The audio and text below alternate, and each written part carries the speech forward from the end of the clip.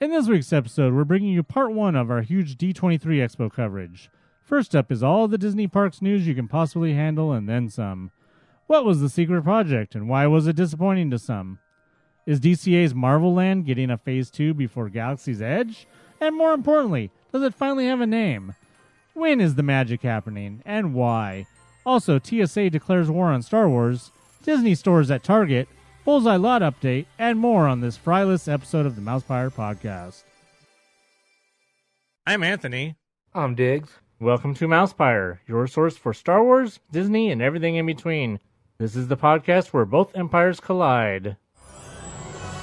Ladies and gentlemen, boys and girls, welcome to the MousePIRE Podcast.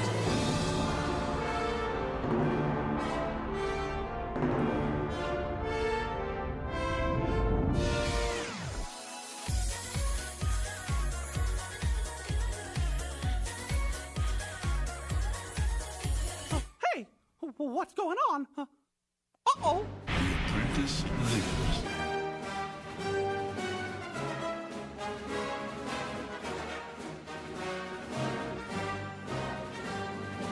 What is this? You best start believing in ghost stories, Miss Turner.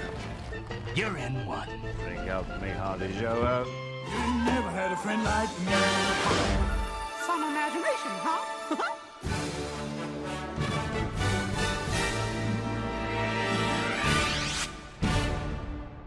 Made you look. Hey, Hey, what's up? Well, Well, hey, real quick, we have Go ahead. some news that we have to talk about. Oh. That hit. I forgot when it was. A couple days ago. Okay. It was just like real shocking news. Andrew Luck retired. Oh, you know what? It was weird. I thought that's what you were going to say. Yeah. Oh my gosh, that Wow. was just weird. He's what, 30 years old and 29. 29. He'll be 30. He would have been 30 during the season. So yeah, that was real. I guess shocking to everyone, and people are mad, and his fans are booing him. Apparently, there's a report that fans slashed his tires, too. Oh, I did hear I'm like, that. wow, dirty. But what do you expect from football fans? I guess? Exactly. I mean, I like football, but I'm not that kind of fan. I mean, like, really, you're going to boo the guy? Number one, though, just to put Adam Schefter, who he shouldn't have broke it during the game. Oh, I agree. He should have waited until the game was over. Especially, there's no way he wouldn't. There's no way he didn't know that Andrew Luck was standing there on the sidelines during the game openly, and then they break the news, and everybody in the thing, has phones. You got Twitter. So it's like, oh well, look at that guy down there. Boo this man. You guys suck. Oh Whatever. my gosh. Anyway, let's move on. I just wanted to open with that. Hey, guess what happened this weekend? Something so big that for the first time in like a couple years, we're going to have to basically split up the news into two podcasts. Yes. Most likely. Definitely. D23 Expo. Oh, wait. First, before we go into D23 Expo, I just want to say today is 1 year till Star Wars Celebration Anaheim. Right. On that note, what? I don't know. I was going to say I'm ready to go. Yes, I'm ready. 1 year from today, we'll start Star Wars Celebration Anaheim. But until then, we just had D23 Expo in Anaheim, of course. And Diggs was there. I was there. I was not. I was sitting at home. But I probably learned information a lot faster and a lot quicker than he did, thanks to Twitter notifications and stuff. Hey, mine was blowing up all day. I was just so much so that there's things that he missed.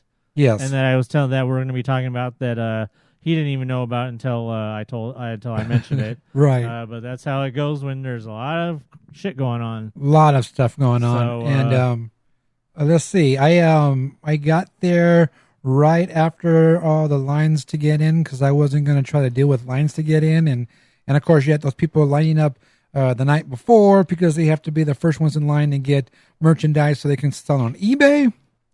I wasn't all about that. I didn't care about any of the merchandise they had because I don't have the money for all that.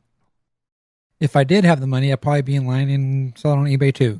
But anyway, I got there probably about 11 o'clock and was easy to get in. This is on Friday, of course. And the very first thing on my list to do was the Disney Plus panel. So that was one of the things. We'll be talking about that later. But I want to talk about real quick on the lining up for that, the way they did it down there. Of course, I don't want to talk bad about the volunteers. Well, they're not volunteers. They got paid, but they are not part of D23. They were hired through a company, and they just basically there to have extra staff on hand. And we had, since I didn't get any reservations for anything, they did say that there was going to be a gold member standby queue, and they will have first priority to get in. So I went down there where they were lining up, and I went to go look for the D23 gold member queue. So I asked one of the people who were there. They were wearing the blue shirts. If you guys were there, the blue shirts are a different company that staffed the event. Helpful Honda dealer? No, because they weren't that helpful. Because I asked this lady, I go, what line is this? And she said, oh, this is the standby line. I said, okay, where's the standby line for the gold members? She says, I don't know. I'm like, oh, okay. She says, I think it's over there. It starts pointing in a direction. I'm like, oh, all right. And I'm like, so in Garden Grove. It might as well have been. So I'm like trying to find someone that I saw like a Disney person, with a Disney badge and stuff I can talk to, but then they're busy with someone else, and I'm just trying to look for someone. And then I found some other people with blue shirts, and I'm like, where is the line for the gold members? And the person said, oh, it's right here. So, they had the taped off area. So this area was taped in green. So that was the area for the gold members. I said, oh, okay, cool. So I asked, well, where's the end of the line? Oh, I don't know. She goes, is it just you? I'm like, yeah. And she says, oh, well, just go ahead and get in there. I'm like, oh, okay. So yeah, I just went and got in line in there, and this was for the Disney Plus panel? Yeah, that's for the Disney Plus panel. I just went in line and just stood there, and no spoilers. You'll have to wait until next week to find out why he stood in line. Yes, but I just thought it was funny, and one of the persons that I met who had the blue shirt on was one of our followers. Oh no! And because I posted on the media saying, hey, I was going to be here, follow along on the Snappies, and she had posted, I'm also here, and posted a picture of the blue shirt that she was wearing, and no face though. So she says, oh, I follow you. I'm like, oh, you do? She goes, yeah. And I'm like, oh, cool. I didn't know who it was because she already had a comment on this post, but I didn't know it was her. Then I'm standing in the line. I'm like, is that her? I gave her a button because she follows. She says she follows. So I gave her a button. And then later on I go, I think that's her. And then later on she did post, nice meeting you and thank you for the button. Yeah. So a shout out to Cynthia Delgado. It was nice meeting you. And thanks for just throwing me in that line. And I got in, and we'll talk about that later or whenever we get to that. But yeah, it was kind of, like I said, I'm not going to blame them because they're told one thing and then someone else tells them another thing. And I know how that works because they're not actually working for Disney. They're just being staffed for Disney. But yeah, it was kind of crazy. Tons of lines everywhere for everything. Yep. Same as always. All right. Well, let's, before we get into, like we said, we're going to basically divide this up. For those of you that have been listening to this podcast, especially since the beginning, you may recall that this podcast basically kicked off within its first 5 episodes with D23 in 2015. And you may remember that both of us were at that D23, and that coverage took 3 episodes for us to talk about that. It was so big. Well, we thought maybe we could get it all in one episode, but then once you got it all written down, it looks like a great American novel outline. It looks like one of Dan's emails. Yes, it looks like one of Dan's emails But so we've decided that what we're going to do is that since we are primarily a Disney land or Disney, land resort podcast, that we're going to start with the park stuff, which was, of course, all mostly talked about at the Disney Parks panel on Sunday. Which, of course, for those of you that have been going to D23s, it is unusual for that panel to be on a Sunday, but they did do a lot of switching around this year. So we will talk about that for today. There's going to be quite a bit to talk about. And then next week, you can look forward to hearing about all the Disney Plus stuff, all of the movies, TV shows, etc., etc., etc. But before we get into any of that, I'm going to start off with apparently on the D23 schedule, there was a secret Disney project, which was mentioned. There was a panel for a secret Disney project. And it said that it was going to be announced on August 22nd, so right, on a Thursday. Which was Thursday, which it was. People being people automatically assumed that when something's called a secret project, then that means it's something huge, like something special, like something that's going to get them excited. And, this is going to get some people excited. But all the people that thought the secret project was going to be something huge were severely and sorely disappointed. It was supposed to be a new theme park in Florida. Oh, what? That was what people were speculating. Oh, is that what people were speculating? Yeah.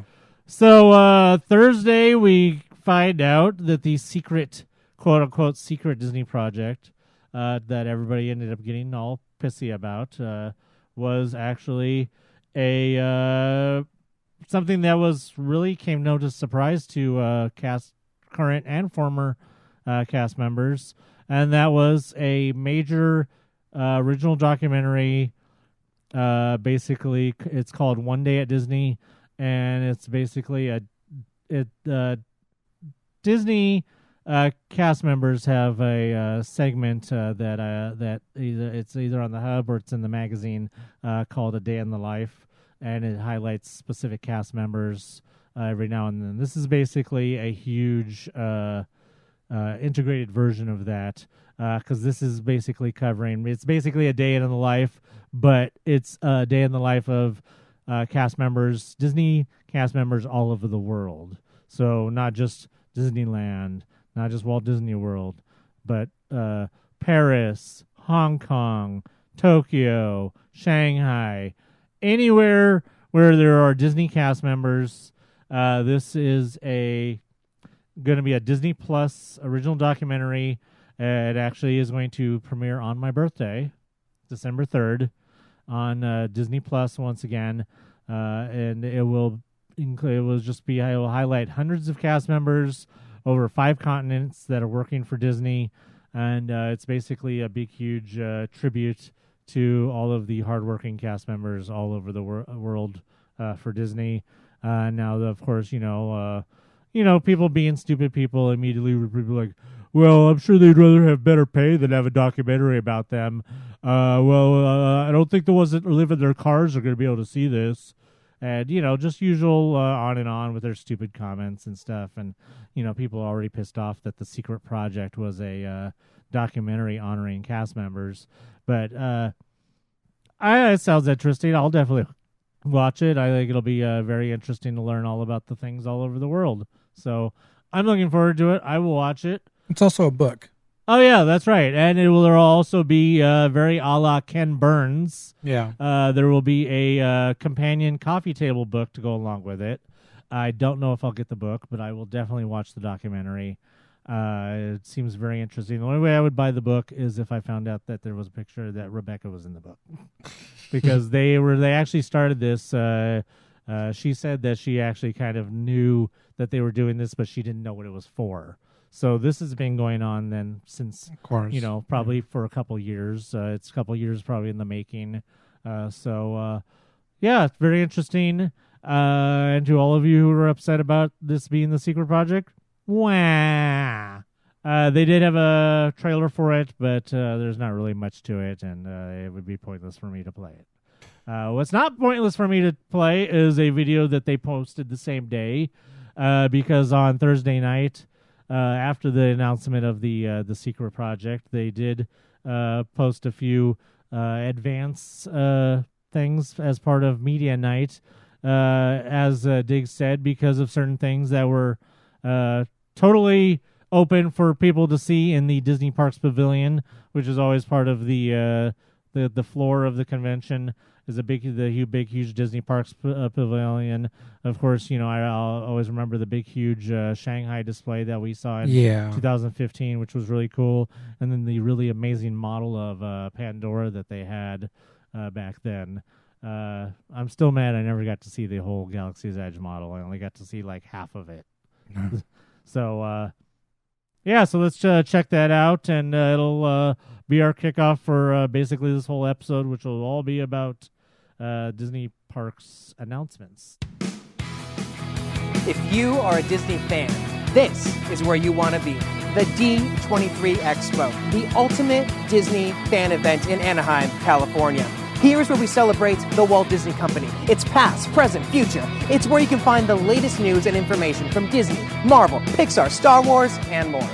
One of the most exciting places to take a look into the future is right here at the Disney Parks Pavilion, where we're imagining tomorrow, today. Now, Stephanie, what can guests find here at the Disney Parks Pavilion? Well, we have so many great things to share with our guests this year at the Parks Pavilion. We have new themed lands to share with them. We have new rides like the Tron ride coming to Magic Kingdom. We have Mickey and Minnie's Runaway Railway, and of course the Epcot transformation. The Epcot transformation. We got to get a closer look at that. Jody, lots going on at Epcot. Yes, there is. It's an epic transformation, the scale of which we've never done before. We're adding new magic and storytelling to the experiences for our guests. And this model is an artful interpretation of legacy and new content that we're going to be developing. The media wall itself is all of the concept art that the team has been developing over the past few years that really celebrates the legacy pieces that we brought back, and then some new pieces as well. And some new announcements already. Yes, Bob Chapek recently announced our first ever Moana-inspired attraction at one of our theme parks, where guests can actually interact and play with magic living water. Now, Caroline, what is going on in here? So the idea is that Tony Stark has come to the D23 Expo to showcase the Global Avengers Initiative, which is the Avengers campus in Disneyland, California, and the campus in Disneyland Paris, as well as his partnerships with the Worldwide Engineering Brigade and PIM Technologies. That sounds amazing. So what's the big news? We're so excited. Our chairman, Bob Chapek, has announced the name of the land in both Disneyland Resort and Disneyland Paris, which is Avengers Campus. That sounds incredible. I can't wait to check it out. Ann Morrow, what is this? Well, Justin, I am so excited to share for the first time the Halcyon. This is the starship that guests will get to sleep aboard when they join us for Star Wars Galactic Star Cruiser at Walt Disney World. Guests will get to spend multiple days living on board this Star Cruiser, engaging with characters and having all kinds of exclusive onboard activities. This is amazing. As you can see, lots coming to Disney parks all around the world, and still more announcements to come here at the D23 Expo. So make sure you stay tuned to the Disney Parks blog for all the upcoming news and announcements throughout the weekend. And we'll see you real soon. See you real soon. Bye. See you real soon. Yeah. All right, that's it. Bye. We're done. All you need to know. No, there's going to be a lot to talk about. Some of which we're just going to probably skim over because it's stuff that doesn't really apply to us. I'm just going to real quick mention. We heard about some of it once before, I believe a year ago at D23. We got some little announcements of things like the Zootopia area at I believe is that Hong Kong, right? I believe it's going to have the Zootopia area, and then it's either Hong Kong or Shanghai. I think it was Shanghai. Shanghai, maybe. Yes. And then, of course, the Tron coaster coming to Magic Kingdom in Florida. It's a lot of it is stuff that we already knew about, and they just expanded on it. More concept art, more things like that. I have to say though that as if I didn't already want to go to Shanghai because of other things, it's just Zootopia. I mean, that's all I have to say. It's Zootopia, so it's really cool. But so let's just kick right off with Disneyland, where we got the announcement of something that's been in the rumor mill for months now. Yeah. New. We've gotten, there's always, in the wind about something happening. Something happening here. Parades. We always get rumors about parades. There's been a rumor, going around for a while now, thanks to certain stupid people who may or may not end up being right. I don't know if they were or not. I don't remember what their exact rumors were, but so we've been hearing about rumors about a parade for a while now, and we got confirmation that we're going to get a brand new parade to debut at Disneyland in the spring of 2020. Magic happens. Shit. Oh. No, magic. Oh, magic. That's the name of the parade. Shit happens. Oh. No, magic happens. Magic happens. Yes. So magic happens. Frankly, it's a dumb name. It's very Disney, though. Right. It's Disney, but it's a dumb name. What's not dumb are the floats. The floats look really neat. I will probably most likely include a picture of the Moana float in particular because it's the one that was highlighted. I remember we were watching the live somebody who was live streaming on their phone the Disney Parks panel, and when the image of the Moana float came up, the guy was all, "Wow, the guy was really full of excitement and very energetic, but. So Magic Happens is going to be the name of the parade. It's going to be, in Disneyland, on, the Main Street and the usual. It will be a daytime parade. So as opposed to the last time where we got a brand new nighttime parade, we're going back to a new day parade, which of course most likely means that the rumors and speculation about Sensational most likely probably true. However, I would say that there's always room for bringing Sensational back in off seasons and stuff like that. Although typically you don't have daytime parades in the off season, so we'll just have to wait and see. Sensational is one of is like the gnat, just won't go away of parades. So we'll just have to wait and see what happens. The new daytime spectacular will feature stunning floats, beautiful costumes, and beloved Disney characters, all led by Mickey Mouse and his pals. So as I mentioned before, there is a really neat-looking Moana float, which will be part of it. A really neat-looking, that'll make a lot of people happy because it's been a popular movie, Coco. Yeah. Really neat-looking float for Coco. Apparently, what's the grand finale of the parade is a float that celebrates magical moments from classic Disney stories and is led by the three fairies from Sleeping Beauty, who will apparently transform Aurora's gown from pink to blue and back again. Oh, cool. So it sounds like there'll be some special effects going on the actual, maybe some sort of projection or something. Oh. I don't know. Interesting. Maybe we'll see. Or maybe they're going to expand on that their secret clothing technology they used in the Frozen show. In addition, the parade will feature even more floats and characters, an energetic musical score, and a new song produced in partnership with singer-songwriter Todrick Hall. I have no idea who that is, but if you guys do, well, cool. He was on contestant on American Idol. Of course he was. The high-energy music combines this original song with classic Mickey tunes in a fresh contemporary style. I'd like to think that maybe this parade coming would might at some point indicate that maybe Paint the Night, I think, is going to maybe end up in Florida at some point. Do you think if Paint the Night will ever get to Florida? Yes, I think so. Yeah. I don't know how soon, but... Well, I mean, when they don't need it here anymore, and...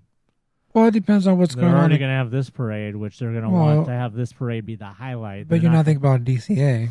Oh, true. What if they need to attract people over there again? Well, I mean, number one, we have to think about timing. This comes out in spring. What's going to be going on at DCA in spring? Fat time. But then again, at the same time, they were testing Paint the Night at DCA while those booths were still in place. Remember, you said it yourself. So we'll just have to see. But yeah, so magic happens, apparently. Coming to Disneyland in spring. Probably around spring break, guessing. April, sometime in April. Yeah. All right, so staying in Disneyland for now. We don't really have much to talk about, but there's a few tidbits about the Mickey and Minnie's Runaway Railway. Of course, we've known about that for the last year or whatever, since whenever that was last D23, I believe that was announced. And we obviously knew where it was going to be. We've been suspecting where the entrance would be, and we did get confirmation and concept art that the entrance will be through basically where what's that shop? The Gag Factory. We're basically in between where the courthouse or the city hall, whichever one. Basically by where the ice cream, the soft serve, the Clarabelle's that is in Disneyland. In case you didn't know, there was one in Toontown. In Toontown. To the right of that and to the left of basically Roger Rabbit and what's behind, that is where the entrance to Mickey and Minnie's Runaway Railway would be. You will be entering through what basically looks like the entrance to a theater, which in a way kind of reminds me of, I don't know if that was because of the design of the Florida one, because the Florida one, of course, if you didn't know, is in this where the Great Movie Ride used to be, and the entrance to the Great Movie Ride resembled kind of the entrance to a movie theater. So this is much more elaborate than what that was, and it's probably similar to what the one in Florida is going to be. But what the most interesting part of this is not only the location, but what the name of the theater that is going to be on the marquee above, on the very top. It's called the El Capitan Theater. I get it. Oh, sorry. Yes, because it's Toontown. So I heard that we've been talking about that this ride basically is going to be inside of the entertainment building, and I heard that the entertainment building has already been gutted. Oh wow. To be honest, I've been in that building. There's not really much. There wasn't really that much in there to begin with. I mean, one part was just basically like a big room for like the dancers and stuff to work out. It was basically one of those rooms you see in the movies with mirrors and the poles and stuff, where ballet dancers work out. It was like that was one half, and then the other half was just like a big room where like basically just they all changed and hung out, and then like there was like dressing rooms. So I mean, there wasn't much to that building, so it was fairly easy to get as opposed to like some other buildings which have more stuff inside. But so that should be coming right along for that. So cool. And this is supposed to open in 2022. So we still got a ways for that. All right, so we're going to move over to DCA for what was basically the big announcement for California. And much like Walt Disney World News Today, they said a whole lot without really saying anything. Yeah. But basically, we did get a few clarifications, especially for those of you that have been following along and believing all of the rumors and garbage that has been coming out of certain other websites. I mean, some of it they called, some of it they were completely wrong about. Because didn't they say that the Ant-Man thing was going to be like they didn't say it was going to be what it is, did they? I don't remember. I'd have to go back and look.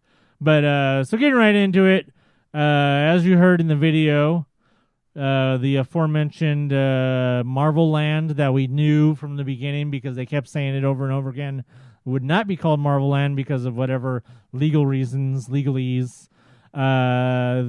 Marvel Land will be called Avengers Campus. Right.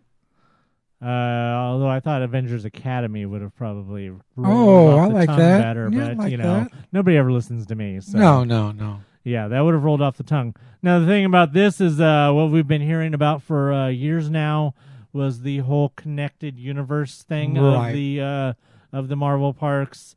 It goes all the way back to the opening of the Guardians Breakout, where that little hatch was over there on the side, and that was supposedly something to do with the connected universe. We still don't know what that is. I still say it just leads to a bathroom. But there might be some turtles down there. That eat pizza. Yes. Ooh, I like pizza. So the Avengers Campus, we have now seen extensive concept art. We have gotten extensive, breakdowns of everything that's going to be in it. We even got surprise, something we haven't gotten yet with Galaxy's Edge, a mention of a Phase 2. DOS. So, wow. Yeah, it's not even open yet, and they're already talking about Phase 2. We've known that most likely Phase 2 would involve backstage, but it was just, we just assumed that. Just like we assumed that if there's going to be a Phase 2 to Galaxy's Edge, it's going to be, back towards, heading back towards Toontown. But, like I said, as opposed to Galaxy's Edge, we haven't got an announcement of that, for Phase 2 of that. But before it even opens, we're getting an announcement there will be a Phase 2. But we'll get to that in a second. So, Avengers Campus is going to be all connected. All of the stories at the campus at California Adventure. Later at Disneyland Paris. Much later at Disneyland Paris. Already existing at in Hong Kong. Along with Hong Kong, which of course we already knew about and already has the Iron Man attraction, which we've talked about before because they had that one show where they actually acknowledged that Iron Man was in Hong Kong and that S.H.I.E.L.D. show that they had. So we've already been seeing some of the threads of this connected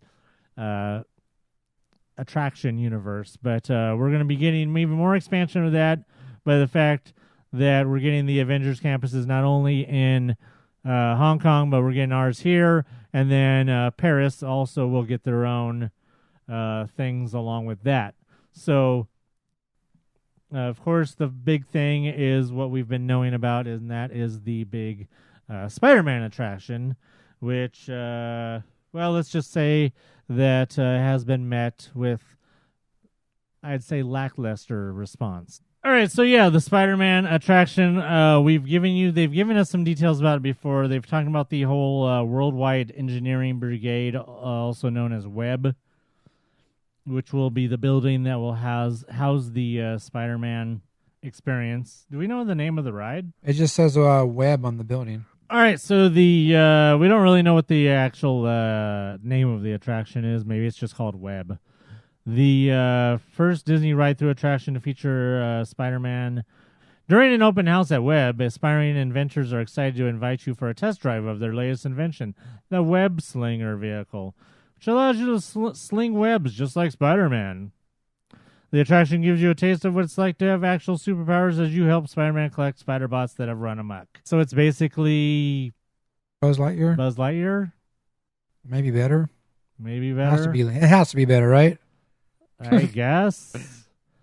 I don't know. I mean, I'm underwhelmed by it. If that's what it is. I was expecting something a little bit more like, the Spider-Man ride at Universal in Florida. Right. Or something, based on maybe a Spider-Man version of Rise of the Resistance, even though we don't really know what that looks like yet, but something more along that lines. I wasn't expecting what's basically going to turn out to be a kiddie ride. Yeah, I think I don't know if you had the artwork for it. They showed you put something on your wrist and to do the spider web thing. Right. So I mean, I don't have the artwork with me, but I remember seeing that. So because we got that artwork months ago where they were showing acting like you're going to put on a websuit and stuff. Yeah, that's what we thought. But I think it's like a vehicle of 4. Is it 4 per vehicle or something like that? And you sit there, and I think it's like Buzz Lightyear. You have the gun, and you're not supposed to have a gun, and I think you put it on your arm or something, and you just get the spider bots with the spider webs or something like that. Like I said, from the get-go, from first impressions, to me, it's underwhelming. To me, people complained. So much complaints were made about how Galaxy's Edge opened to such hoopla with only one ride. They seem to be making an even bigger mistake here. That they're going to open this big, huge land with basically one kiddie ride. I saw a lot of people that said, okay, so you basically traded in however many kiddie rides were in Bugs Land for one kiddie ride. Real quick, I got the artwork here, and there's nothing on your hands. Just there's 4 people in the vehicle, and they just have the artwork of shooting a web. Yeah. So I don't know how the web's coming out. I don't see anything on their arms, but whatever. Yeah, so I don't know. We'll just have to see. Hopefully we'll find out more about it. Yeah, let me just tell you real quick. I thought it was kind of funny because, there were so many bloggers there and, people who do what we do there. And they're just sitting there taking pictures of the stuff they put up on the screens. So then they can go and tweet about it or something. I was like thinking about it. I go, if I were to do that, you know what's going to happen?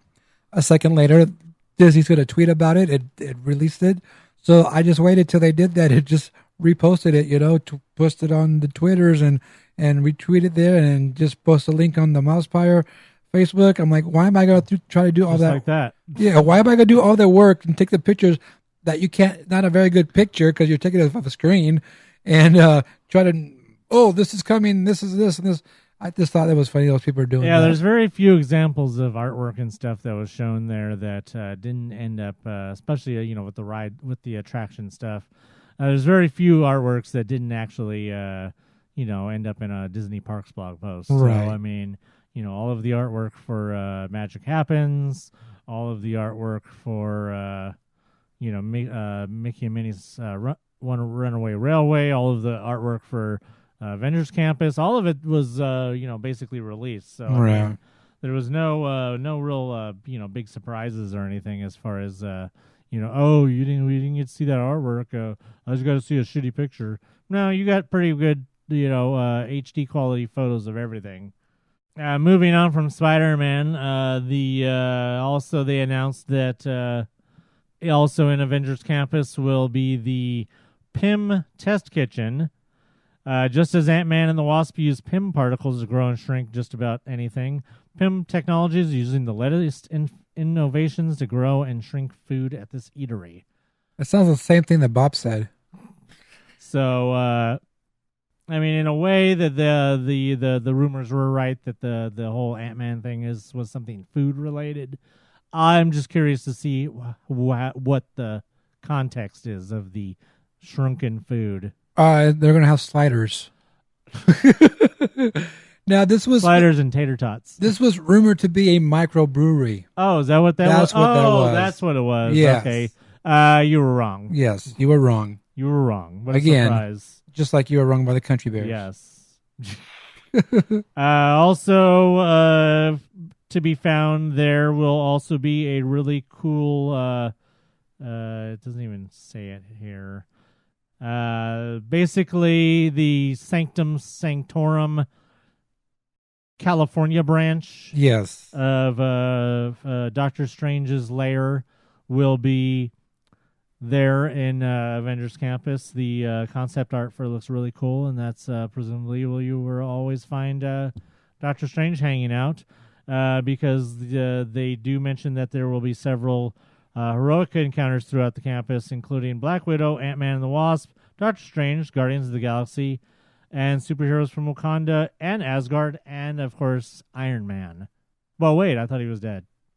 This is not in this continuity. No, he's not right. dead. No, but how's Iron Man going to be here if he's in Hong Kong? Vacation.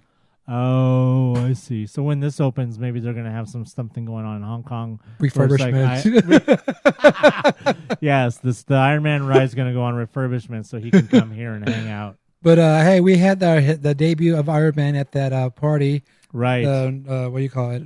The whatever the party was. Right. Anyway, and so hey, it's nice to know that he's coming back and they didn't waste the costume for nothing. Exactly. Also on the Avengers campus, of course, will be the actual Avengers headquarters. where unless Bob Chapek decides to cut it from the budget like he did with Galaxy's Edge, you could catch a glimpse of Avengers along its rooftops. Yeah, we'll see. Yeah, we'll see. We heard that about Galaxy's Edge. But no, Bob Chapek's a jerk. Now, this building you're not going to see right away. I guess apparently they had showed a picture of the whole entire land, and then they showed another picture that had the extra part. Is that right? I guess they had showed this picture. Yeah. And then they showed another picture that actually showed the Phase 2 stuff in it. I don't remember that. But I don't remember. I didn't actually see that picture, but I guess they had shown it. So of course, the Avengers headquarters, which will not open until Phase 2, will be the entrance to the brand new actual e-ticket attraction, where you will step on board a Quinjet and fly alongside the Avengers in an epic venture to Wakanda and beyond. Now, before I go on with that, like I said, this is Phase 2. Phase 1, which is everything else that we mentioned, basically the Ant-Man thing, the Doctor Strange thing, and the Spider-Man Buzz Lightyear attraction, will open in Phase 1, and that will be open by next summer of 2020. Phase 2, they didn't give you any idea of when that would be, I assume.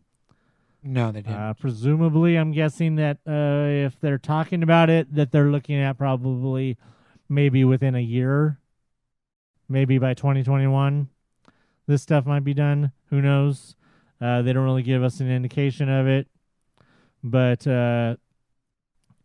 yeah, in the Quinjet attraction, you will team up alongside the Avengers in a battle to save our world against one of the most powerful villains they have ever faced. Imagineers are currently hard at work conceiving an all-new and innovative ride system, put you in the middle of the action. We'll just have to wait and see what happens. We don't know how everything's going to play out. This Quinjet attraction sounds like something like some of your kind of like the Rise of the Resistance, where you know how we know already that with Rise of the Resistance you're going to get into a transport, and then you're going to act like you're flying in space, and then you're going to get off the transport and you're going to be on a First Order Star Destroyer. And that's how the story of that goes. Or a la like if anybody ever went on the old Star Trek experience, where you go into the one room and then you go off from from DS9 or wherever it is, and then you go into the transporter, and the next thing you know you transport and you're in another place. Basically, a lot of special effects, attraction special effects, will make it seem like you get onto a Quinjet, and then you're actually flying. And then next thing you know, you'll be in Wakanda. I don't know how that's going to work, whether it's going to be some VR shit or whether it's going to be you're going to come out into Wakanda and then it's going to be a big, whole, huge screen or something. Like I said, that's all Phase 2. We'll just have to wait and see what happens with that. So, yeah, I mean, I could understand why a lot of people are kind of underwhelmed by the whole, Avengers Campus announcement. I get it. I get it a lot more than I understood the people who are underwhelmed by Galaxy's Edge. So I mean, it just seems like basically a food play. People have been complaining. Oh, there's people have been complaining. Oh, there's only a couple places to eat at Galaxy's Edge. There's only one attraction. Blah blah blah blah. I get it, and this is the same thing. You're gonna have one basically kid-friendly attraction, and then you're going to have a food place, and then you're going to have what's basically a glorified meet and greet, which is what the Doctor Strange thing is. So, I mean, I don't really see the Sanctum Sanctorum being any kind of special thing, so other than just a fancy meet and greet. So, I don't know. We'll just have to see what happens. Basically, in the next year, we'll be hearing a lot more about that as we get closer. And, just like with Galaxy's Edge, we're now into Avengers Campus mode. We'll be talking about that for the next year until it opens. So, yeah. Just a note for anybody planning to go to Paris also, they did give you more concept art and stuff and announced that the Marvel-themed hotel that will be in Paris is going to be called Disney's Hotel New York: The Art of Marvel in Paris. Looks nice. Yeah, it looks really nice. The rooms look very, very fancy. Yeah. The one concept art they have of the giant mural of Spider-Man over the rooftops of New York above your bed is like really nice and stuff. The And sheets are webs and the pillows are webs. yeah, I really dig it. It's really nice. So cool. We'll just have to. I don't know if I'll ever get there, but I will gladly look at pictures. We didn't get any information about at the parks panel was Tomorrowland. No, we did not. We didn't hear anything about our big old refurbishment of Tomorrowland. Or the French fry rocks. Didn't talk about French fry rocks. Or French fries. Ooh. But there are rumors going around saying that they're going to be doing a big old redo of Tomorrowland. I don't know where this came from. People are saying they have good sources. I'm saying you're full of shit because nothing about this was released about anything about Tomorrowland. I'm thinking maybe they're saying this because they're removing the rocks. I don't know, but I don't have anything. Now, I will say this. They're probably not wrong. Ever since going back to even when she worked there, was working in Tomorrowland, she would constantly hear rumblings about how there was a plan in the works to renovate Tomorrowland. It's something that I know that they want to do. It's something that was already in the works. I talked about it. A couple of months ago. I think that they had originally planned to remove the rocks before summer, or earlier this year, but instead they did the brickwork on Main Street instead. So they prioritized that over the rocks. So the rocks technically should have already have been removed before summer. They're doing it now. There is no doubt that the rocks are coming out. They're gone on that left side. Yeah, so you have to figure that no matter what, that the removal of the rocks is a early precursor to a Tomorrowland refurbishment. We just don't know how far along the line. I still maintain that we won't see that. You're not going to see any Tomorrowland refurbishment until after Marvel is done. Avengers Campus is done, because only with a little bit of overlap did they have a little bit of overlap with the construction starting on Marvel at the same time they were finishing up with Galaxy's Edge. But generally, Disney does not have two major projects going on at once, correct? Right. So it seems very doubtful that they would get into any kind of major Tomorrowland refurbishment until after Marvel Avengers Campus opens, and that could even be after Phase 2 of Avengers Campus. So we'll just have to wait and see. Despite whatever the rumors say, I agree that something is coming eventually for Tomorrowland. Whether it's $600 billion or whatever the numbers are that people are throwing out, because I can throw out numbers out of my ass too. Yeah. And I mean, it's happening, just a matter of when. It started. That's all I know. The rocks are going away. The rocks should be gone by the end of the year, if not by the time. I guarantee you the rocks will be gone by the time shit happens. All right, so that's it for Disney. Now we're going to move over to Florida. As we mentioned before, Florida, of course, has, as mentioned in that video, is the big, huge refurbishment to Epcot, which will, of course, see the coming up, all working towards the 50th anniversary of Walt Disney World, coming in 22, right? I believe. Oh, that'd be that's 21. Oh, is it 21? Yeah. Okay. Well, no, whenever it is, they're working towards everything to open around that time. Epcot, of course, as announced before, that has the big Guardians of the Galaxy attraction, which is coming. The Ratatouille ride is currently under construction and on schedule, I believe. They made an announcement that as part of the England Pavilion, that there will be a huge announcement. They brought out a special guest just to announce this, that there will be a special They didn't really say whether. Did they say it was an attraction or is it just like an experience for Mary Poppins?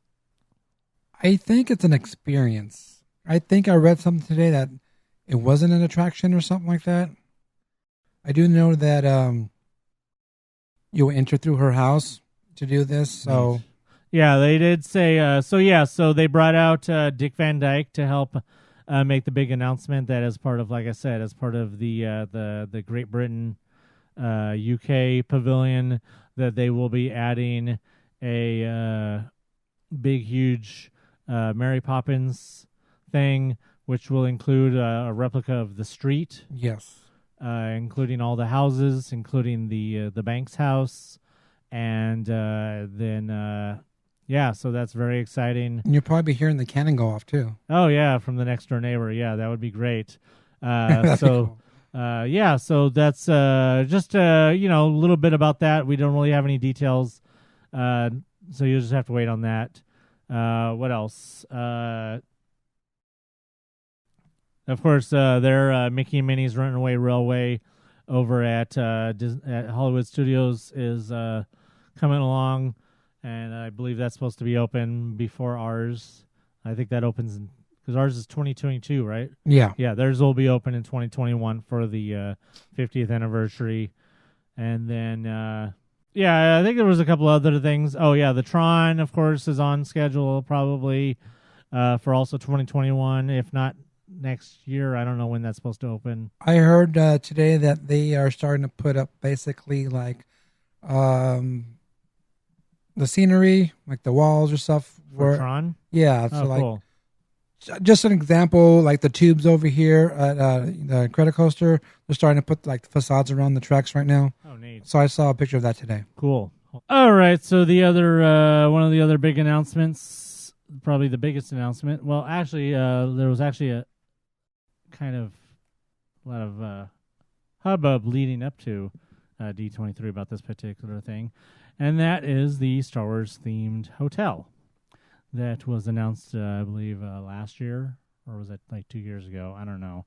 It seems like a long time ago that was announced. The Star Wars themed hotel that we knew that would be opening there at Walt Disney World, and we presumed would be built right up against their Galaxy's Edge. We still don't really know that, but they do make it sound like that's the case. I just don't know because there's a lot of details about it that are kind of conflicting. So let's just talk about it real quick. They announced, I believe, on the during the info dump on Thursday that they did, along with Avengers Campus, that they announced that the they did because it was in the pavilion. They announced that the Star Wars Hotel experience will be called Galactic Star Cruiser. They showed a picture of the space liner that you're allegedly going to be riding on. So the whole idea of the Star Wars Hotel is that you were on a galactic, basically a galactic cruise ship. Hopefully not piloted by Zap Brannigan. A little Futurama joke for people. You'll get it. First of all, I just want to say that in the week leading up to D23, I don't know if you saw this, there were big rumors coming out about how much it was going to cost. Yes, I did. There was big discussion about that, and basically everybody agreed that nobody would be able to afford to go. So, unless you're rich, or unless you save up all of your simoleons over the span of years, basically.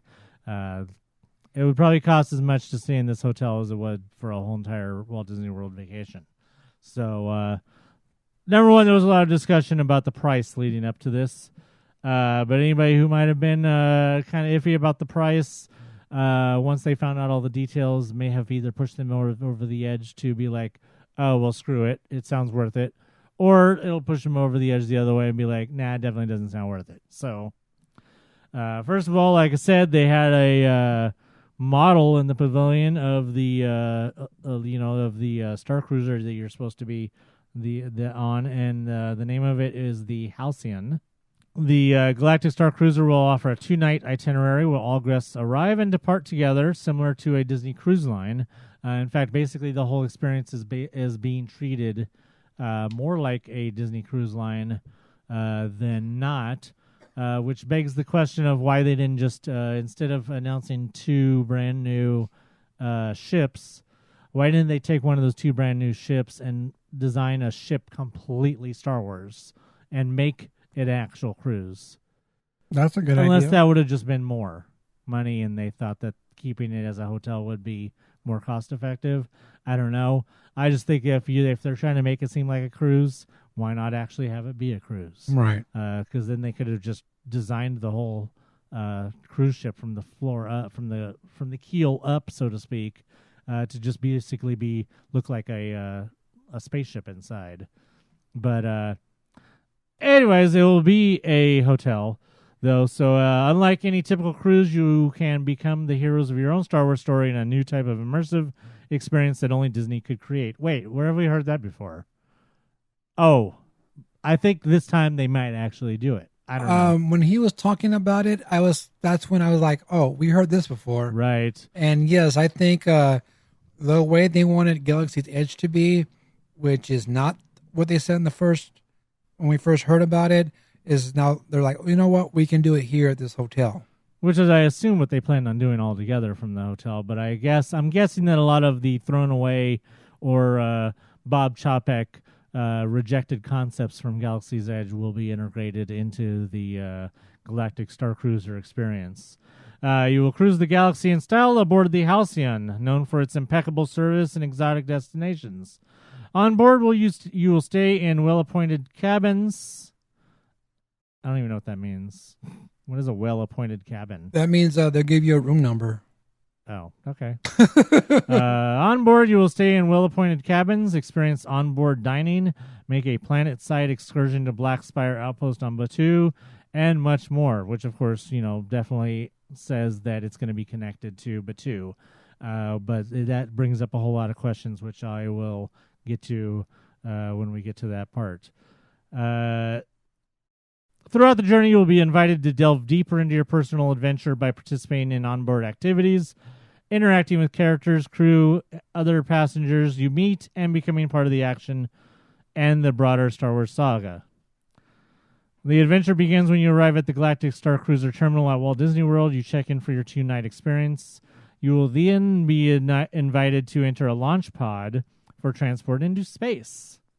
Through windows above, you'll see yourself leave the real world behind as you jump to hyperspace and draw closer and closer to the Halcyon.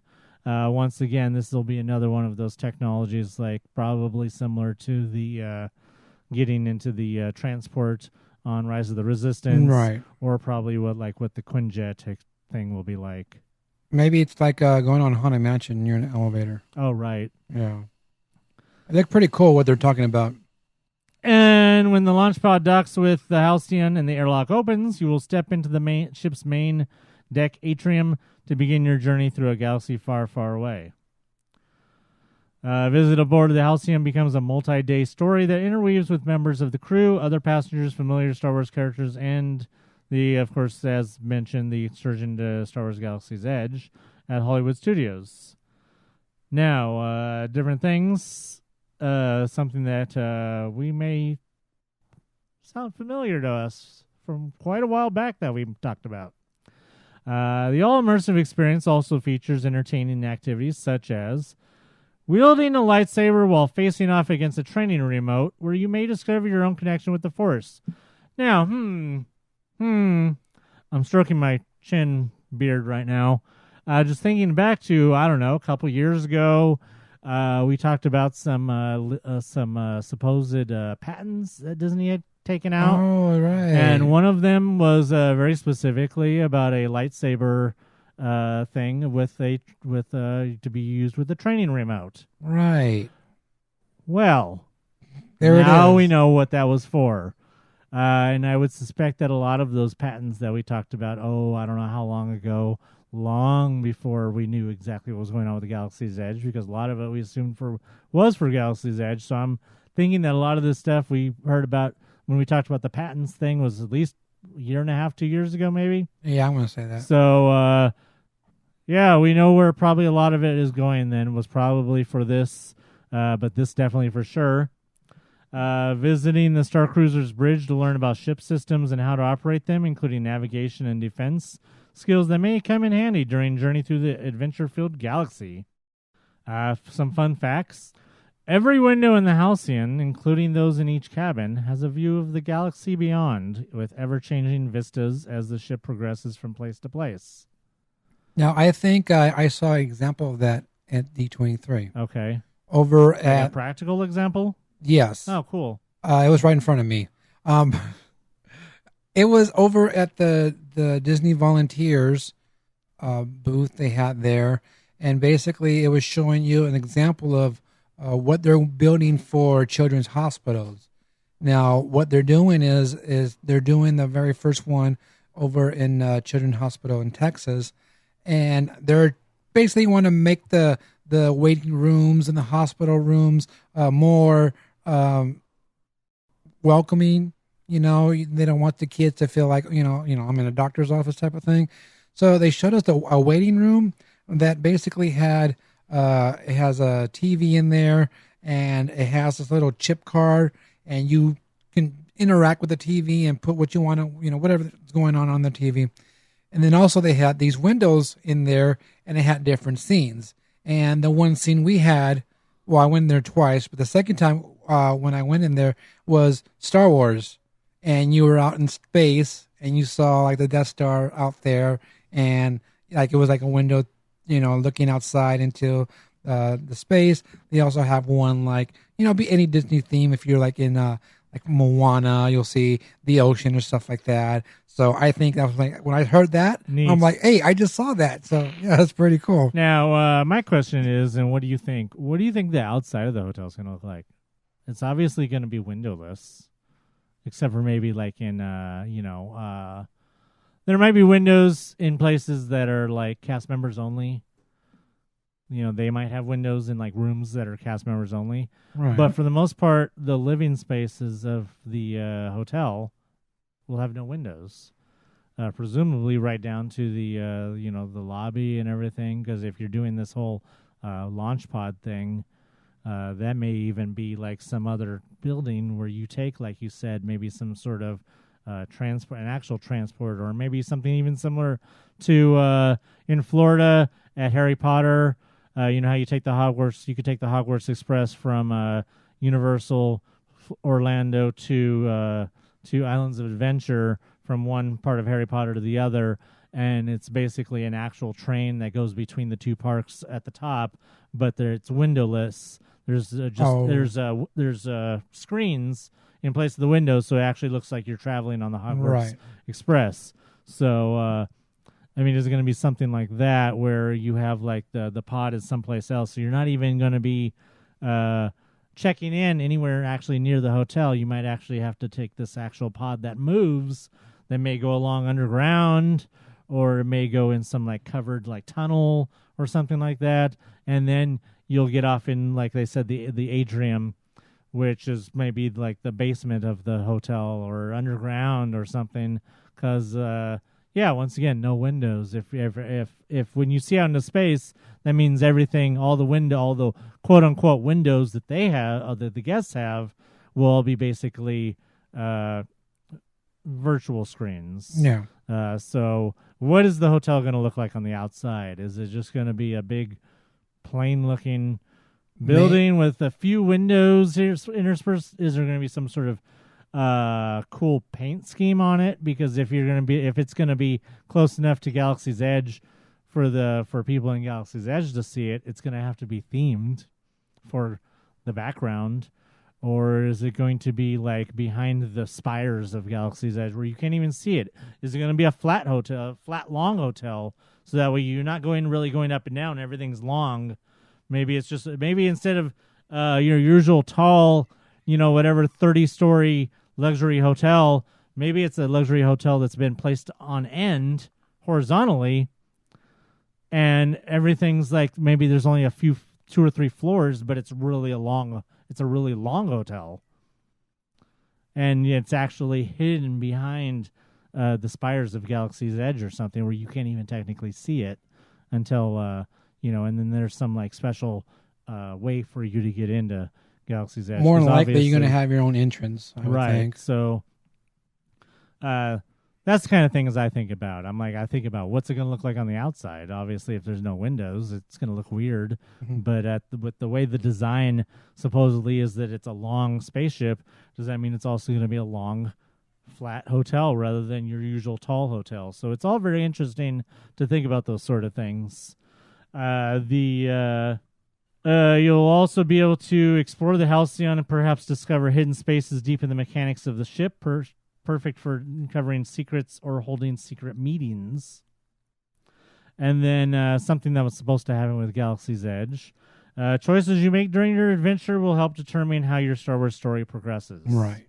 Now, there is a link to the actual Star Wars Galactic Star Cruiser website where you're presumably at some point you'll be able to book your vacation. And they do go through and they do go off actually into more detail and tell you the different parts of the ship. Once again, the atrium, the bridge, operate the ship's navigation and defense systems, as I mentioned earlier. The wielding a lightsaber, but then passenger cabin, of course, mentioning the windows.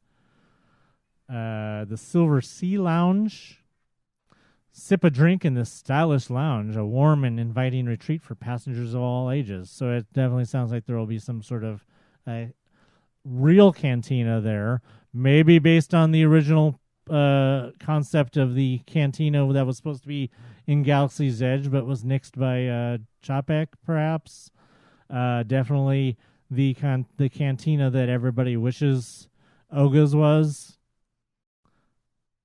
The engineering room, probably one of those secret spaces, as it says, sneak into a crew-only portion of the Halcyon and discover the inner workings of the ship's systems.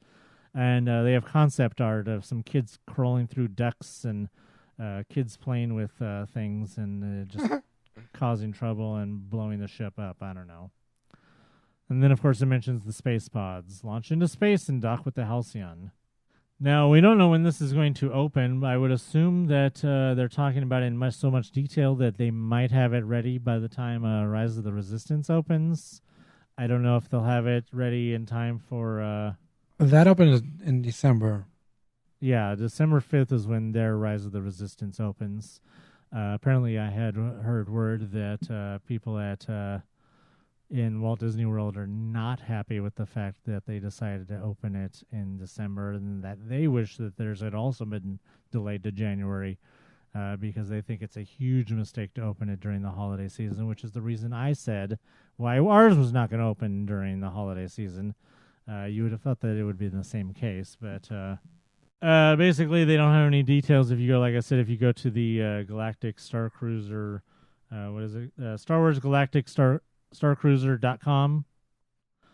They have the details and stuff, but they do have just basically a sign up to receive updates on Galactic Star Cruiser, and they will email you probably when, or you can call the number or whatever. But I'm sure we'll get more about that in a opening date of that pretty soon. Well, I got a question. Yes. When they first talked about this, they said that you were going to be able to dress the part. Yes, that's where I was going to get to next, because that brings me to the what I was talking about, how it creates a kind of a conflict with things with the visiting of Galaxy's Edge. And they say that you will, as part of your 2-day journey, be able to go to Galaxy's Edge.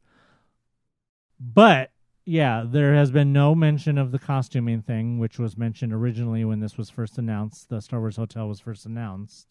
Because then the question came up ever since the whole debacle and the whole kerfluffle with the no costumes in Galaxy's Edge thing, and then especially just recently they had they had their own little costuming announcement, which seemed to back it up. A lot of the things that they said would be okay for our Galaxy's Edge, now they seem to be a little bit more specific about it just being bounding. Now you definitely can't wear anything that looks like the actual costumes and stuff like that.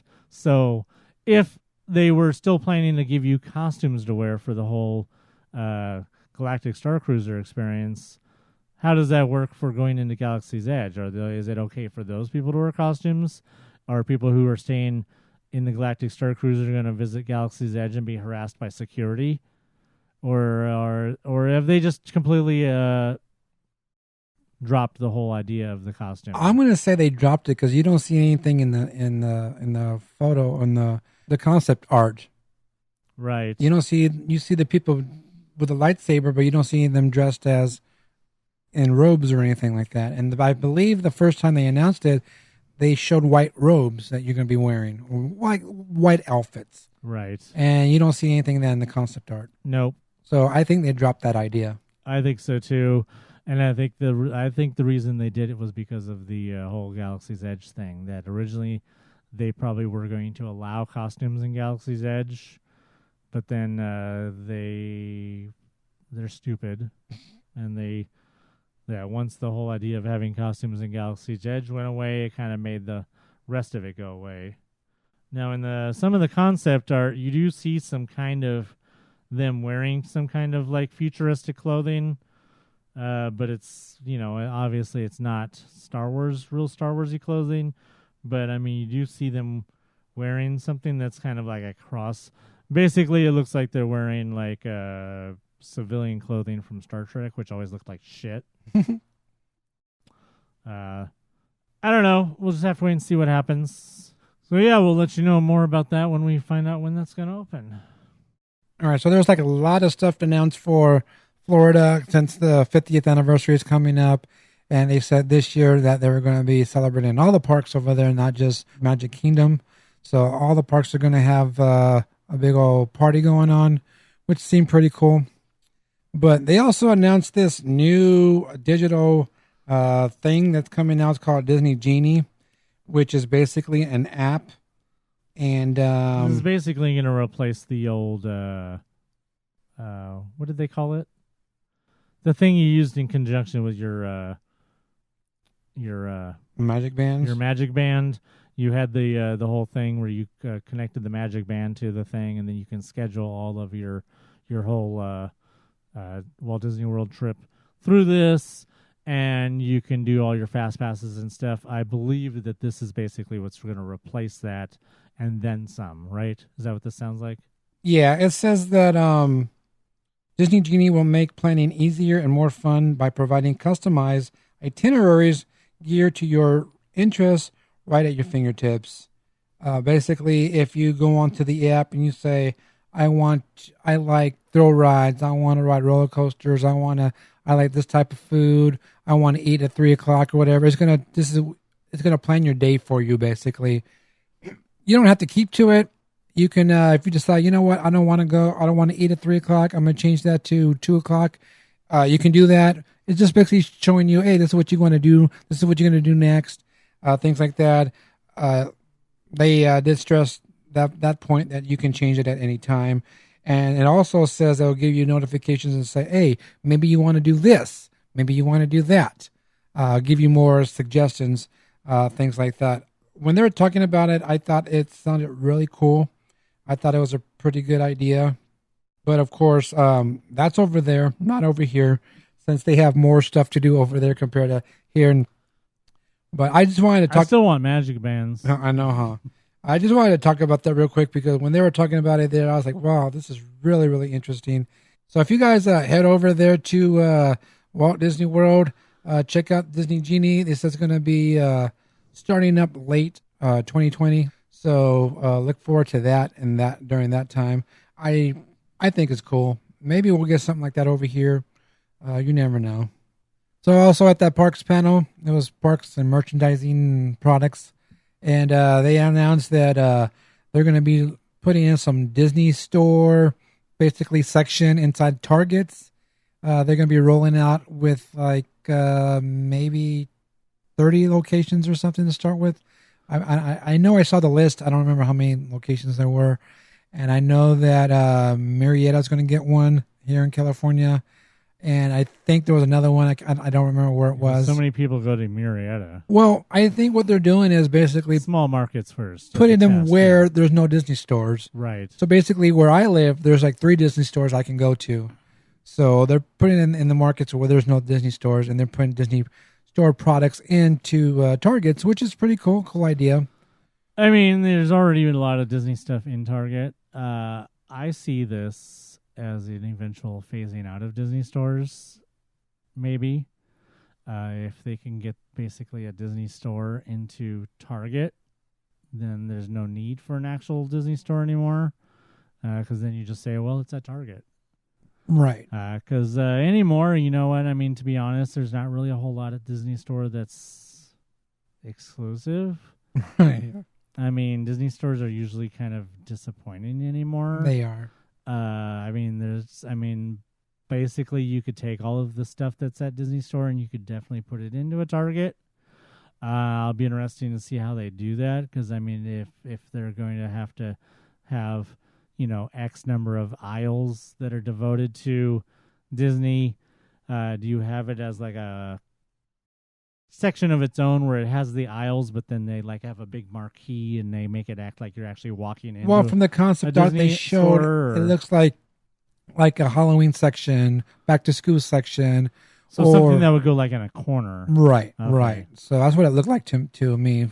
So, I mean, basically, I think that it wouldn't be outside the realm of possibility that this is a plan to phase out Disney stores eventually and just get all their stuff basically exclusively into Target.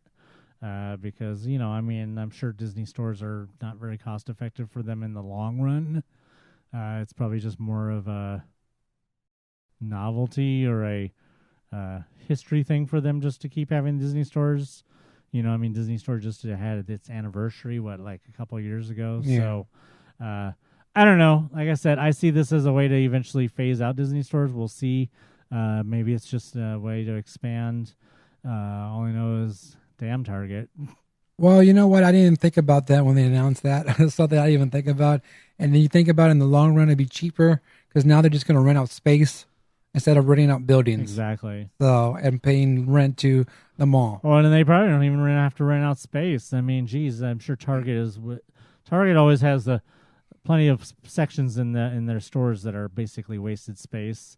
I mean, all they have to do is, relocate their holiday section or put it, or move something or get rid of what is already basically a pointless sporting goods section in most stores. And there's plenty of rooms for all the store. If they want to have all the stores to have basically a Disney store inside, I don't see as a impossibility.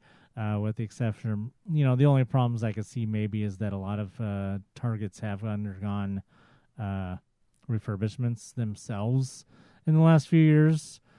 So, I mean, to have a lot of Target stores have to undergo another refurbishment to add a Disney store would probably get a lot of complaints. But I don't see this. I don't see it as a outside the realm of possibility that this is a way to phase out Disney stores altogether. We'll just have to wait and see. All right, and go to Murrieta. Yes. All right, so I had just to wrap up the D23. It was pretty cool. A lot of cool exhibits there they had. Disney volunteers with the Children's Hospital was really, really cool. And it's also cool to see people that you haven't seen in a while. And the first one I got to talk about is Bubba. Bubba. It was so cool to see Bubba. Bubba was there. He was there all 3 days, but I didn't see him until the last day, I think it was. That's how it goes. Yeah, that's how it goes. Big convention. Yeah, everywhere. Especially if someone spends half their day in lines. Yeah, so we actually did the Disney volunteers together, him and his wife, Taylor. We all did that together. Hung out for a little bit, checked out some other stuff, and that was cool to hang out with Bubba.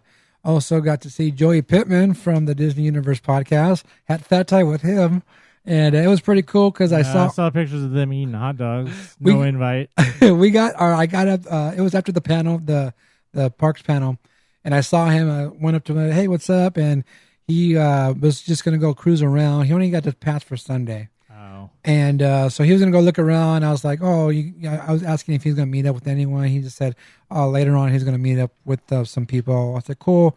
And I said, well, I was gonna go eat. I go, I'm hungry. And he's all, well, you know what? I was gonna get something to eat too. He's all, do you think the food trucks are here? I said they should be here by now because Actually, that Parks panel was at 10:30. I woke up at 7:30 in the morning to go to this. Yes, I was up early. I got there in time for it. So when I got there, there was no food trucks there. They're not there yet. So I said, there probably are. And I said, well, I was going to go eat in here. And he's like, well, I don't care. I'm down to eat here. I said, I was going to get a hot dog. He said, that sounds good to me. I said, cool. So let me tell you the story. It's pretty dirty.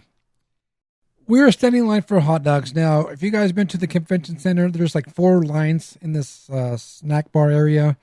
One line is like hot dogs and nachos and drinks and things like that, or some stuff.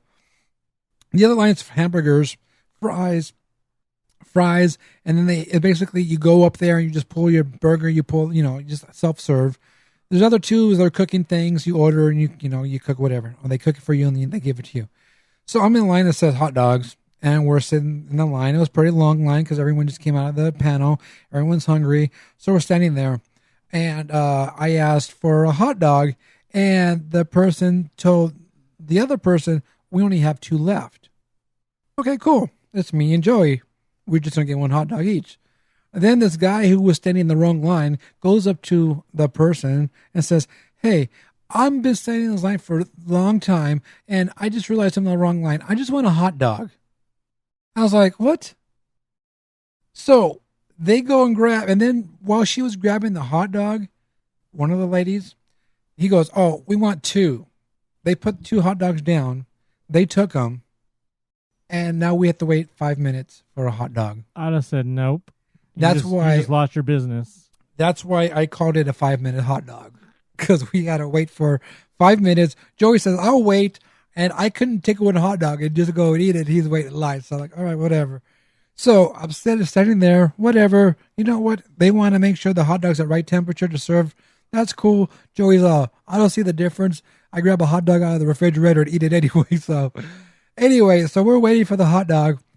Then there's this lady who is part of the staff with a blue shirt.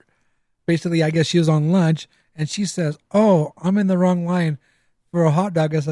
I said, well, first of all, the hot dog is 5 minutes. We have to wait 5 minutes for the hot dog because they're cooking. And you're not getting my hot dog. Like I told her. So she went to go wait in line. She got out of that line, went to go wait in line. And then she started complaining. How long is it going to be ready? No. She's not complaining because she sees like 40 hot dogs there on the roller, thinking that they should be serving them, but they're cooking. And the lady's over there with the thermometer checking the hot dogs. I'm okay with it. So I thought it was funny. So yeah, we got the hot dog and we went to go sit down. And I said, hey, Joe, you got to take a fat time picture. And he's all, oh my God, this is my first one. So he was excited to take a fat time picture. And it was cool to hang out with him for a while. I'm going to call you guys on a fail. How long were you guys hanging out together total? Probably about 30 minutes. Okay. I'm still going to call you guys down on a major fail.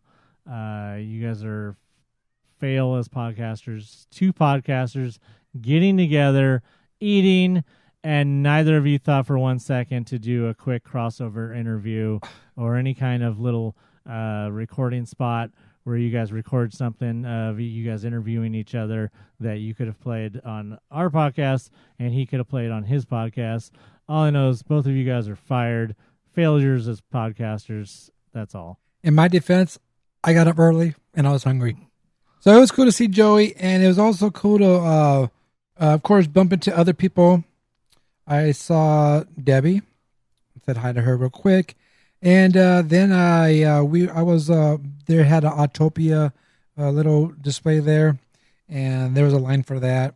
I didn't go in there because it was like, to me, I didn't see a reason why to go in there when you can see it from the outside.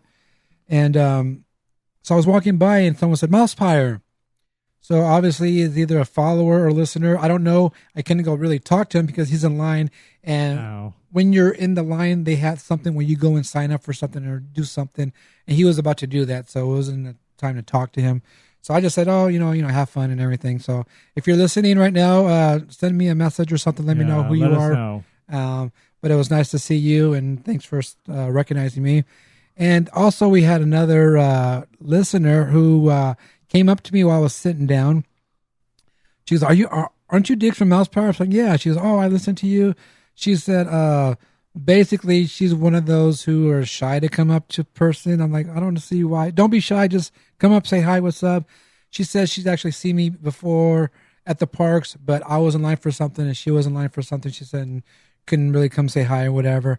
And so I was talking to her for a while. She said that she was actually mentioned Connor and Miles. So I texted Miles and said, hey, you're famous. Listener mentioned you. She asked if you were there, and she asked if Dan was there. And so it was pretty nice to ask for Tim. She asked if she said she saw Tim earlier. Oh. And so her name is Ashley. And she goes, I always want to write an email, but I don't, one of those shy things again. I'm like, just write in. I said, hey, I told her, you need to write in and let us know your experience for D23. And then she was there. I believe it was her husband. And he said, yeah, because I was about to give her a button. And, I don't want to give buttons to people if they don't know who I am. And he says, yeah, because if you email 3 times, you get a nickname. I'm like, oh, well, he knows who we are. So I gave him both buttons. And, so it was nice talking to Ashley. And she actually did write an email we'll be reading later on. Cool. So it was nice to meet you, Ashley. You didn't see the Sheplers? Didn't see the Sheplers. Were they there? Do you know? I don't know. I don't know if they were there either. I don't know. Didn't see them. I don't know if they still listen. He still follows me on Twitter. Right. So I think that's all I've seen. So, it was fun. Glad to meet you guys, and hopefully we'll see you guys soon in the parks. And anyone who listens and sees me in the parks or, anybody, whatever, just come say hi. We're not going to bite or anything. And, it was cool. I had a great time. Cool. But yeah, D23 Part 2 is next week. Now, just throwing this out there, D23 is usually every 2 years, right? Yeah. Which would mean the next D23 would be 2021. Do you think we get the first Florida D23 in conjunction with the 50th anniversary of Walt Disney World? I wouldn't put it past them. I'm just going to throw that out there. Especially with Star Wars Celebration coming here next year. I think that they throw a bone to Florida and finally give them a D23. They haven't had one. Right. There's been a D23 in Japan. Right. But they haven't had one in Florida yet. So I feel like that we're going by the every 2 years thing, that puts it in the same year as the 50th of Walt Disney World, and that just seems natural to have it there. I mean, they have a perfectly good convention center that they've used for Star Wars Celebration, so we shall see. So yeah, like you said, that wraps up D23 coverage for this week. Tune in next week to hear all about the Disney Plus and movies and TV shows. Oh my. And whatever else I might have forgot. Right. Now, we may be done with D23, but we are not done talking about the parks. We have a few little tidbits here before we get to the mail. First of all, just breaking news today. The wonderful organization that is the Transportation Safety Authority or Administration or whatever the hell they're called, the illegal organization known as TSA, has declared on their own, we have no idea why this happened, whether it was an incident that provoked this or whether it's just them being stupid. TSA has officially banned the Galaxy's Edge quote-unquote thermal detonator Coke bottles from checked and carry-on luggage. Checked and carry-on. It does specifically say checked and carry-on. So basically, if you buy one of the fancy Coke bottles, which presumably are still available, they didn't sell out like we all predicted they would. But they might as well have been, because if you get one and you don't live here, then either you're going to have to ship it or it's going in the trash, because there's no way you're going to be able to take it home. Because TSA has deemed that There is a regulation apparently in TSA that you are not allowed. Not only are you not allowed to have actual explosives, naturally. Apparently, it is prohibited to have replica explosives because apparently replica explosives are a thing. So next time you want to take that piece of cosplay fake dynamite into your baggage with you, don't, because apparently replica explosives are a thing, and apparently replica explosives are banned from by TSA of taking on U.S. flights. Now, as Dan predicted, or as Dan figured, there is a rant in this, of course, because I find this absolutely ridiculous. Number one, I'm going to say that I'm going to try not to yell because there's people trying to sleep, so I'm going to try and be nice here. It doesn't even look like a thermal detonator. Okay, there, I said it. Number one, I'm going to say. Number two, I'm going to say Disney could have all of this could have been avoided if Disney never would have said, "Oh, it looks like a thermal detonator." If they would have just said, "Oh, look, it's a futuristic looking bottle." That's all they had to say. They didn't have to say it looks like a thermal detonator, because once again, it does not look like a thermal detonator. If you think it looks like a thermal detonator, well, then perhaps you need to go back and watch some Star Wars, because number one, thermal detonators are much smaller than those Coke bottles. Number two, thermal detonators do not have a thing on top of them. Like I said, if you have any confusion about what a thermal detonator looks like from Star Wars, Google it, as we are fond of saying, or simply go back and watch the beginning of Return of the Jedi when Leia, disguised as Boosh, spoilers, pulls out a thermal detonator and threatens Jabba with it. Yes, exactly. That is a thermal detonator. The Coke bottles do not look like thermal detonators. They look like the Coke bottles from Christmas, with an extra little decoration on top. Maybe they should, actually put the word Coke on there. I don't know. Oh, you mean the words that are already on there? Oh, but it says an Hourbish. Exactly. So maybe foreign. That's the confusion. It's foreign. So yeah. Damn immigrants. So TSA in their infinite wisdom, for some reason or another, we don't know why, I don't know if we'll find out why, has decided that these replica explosives, even if they're, I'm gonna say that this includes even if they're empty. This is period, the end, not filled with liquid, not whatever. This is period. No empty, no filled with liquid, nothing. But I'm going to go back to my point. If Disney never would have said they looked like thermal detonators, which they don't, then none of this would have happened. If they would have just said, "Oh, look, it's a futuristic Coke bottle." That's all they had to say. They didn't have to say it looked like a frickin' replica explosive. And all of this would have been avoided. And now we wouldn't have, it's bad enough that we have stupid fanboys out there gatekeeping Star Wars. It's bad enough that we have other stupid people gatekeeping Star Wars. But now we have TSA gatekeeping Star Wars for no good reason. And it's ridiculous. And I'm sure there's people out there saying, well, as long as it's keeping people safe. Because, the same old Tiger argument that people used with the costumes thing and whatever other reasons you use. Oh, at least it's keeping people safe. What, from an empty Coke bottle? Because their thing is, well, if we let them go one time, it's actually going to be an explosive. Why? Because you said it looked like an explosive? Now you're putting ideas into people's heads. Well, you know what? People have exploding underwear. Saying. I don't know. All I know is, once again, I'm going to say it again, and this will be the last time I'm going to say it. Probably not.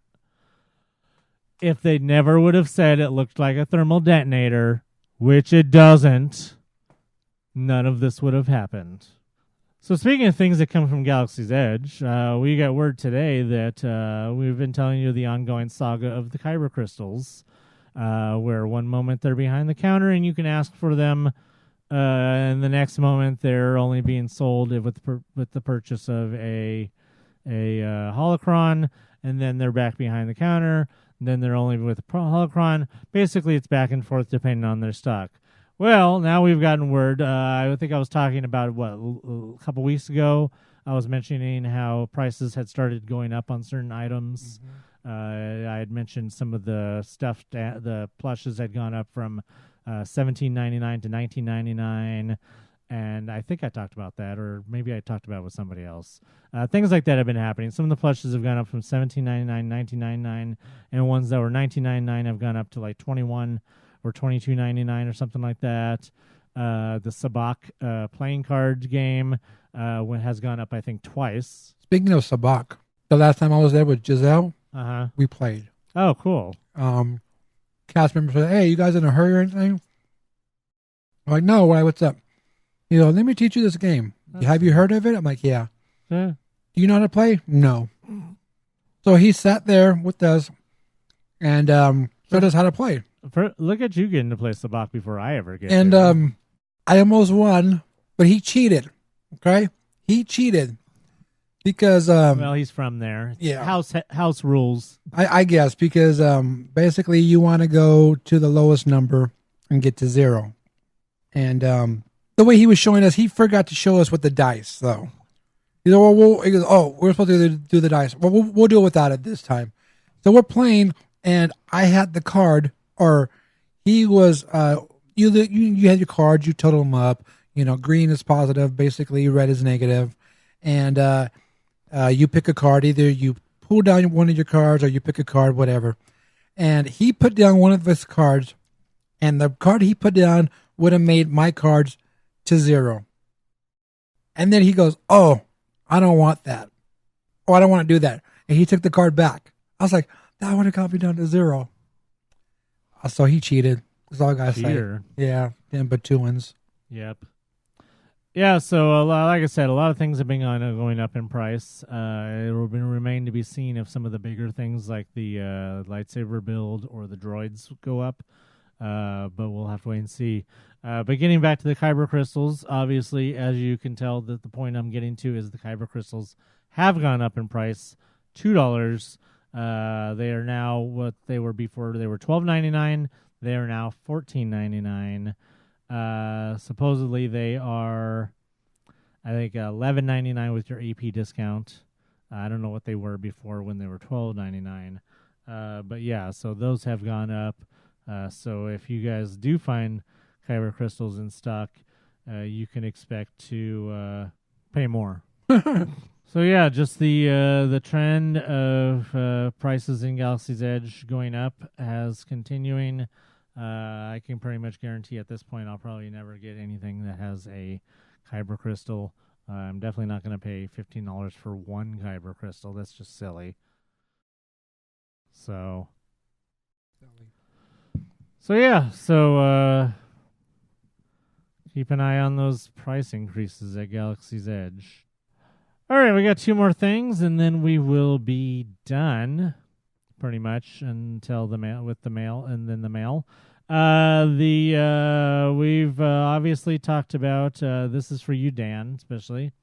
I know you've been really into those mobile ordering buttons. We are moving on from the second wave of mobile ordering buttons to the third wave. As of right now, I believe.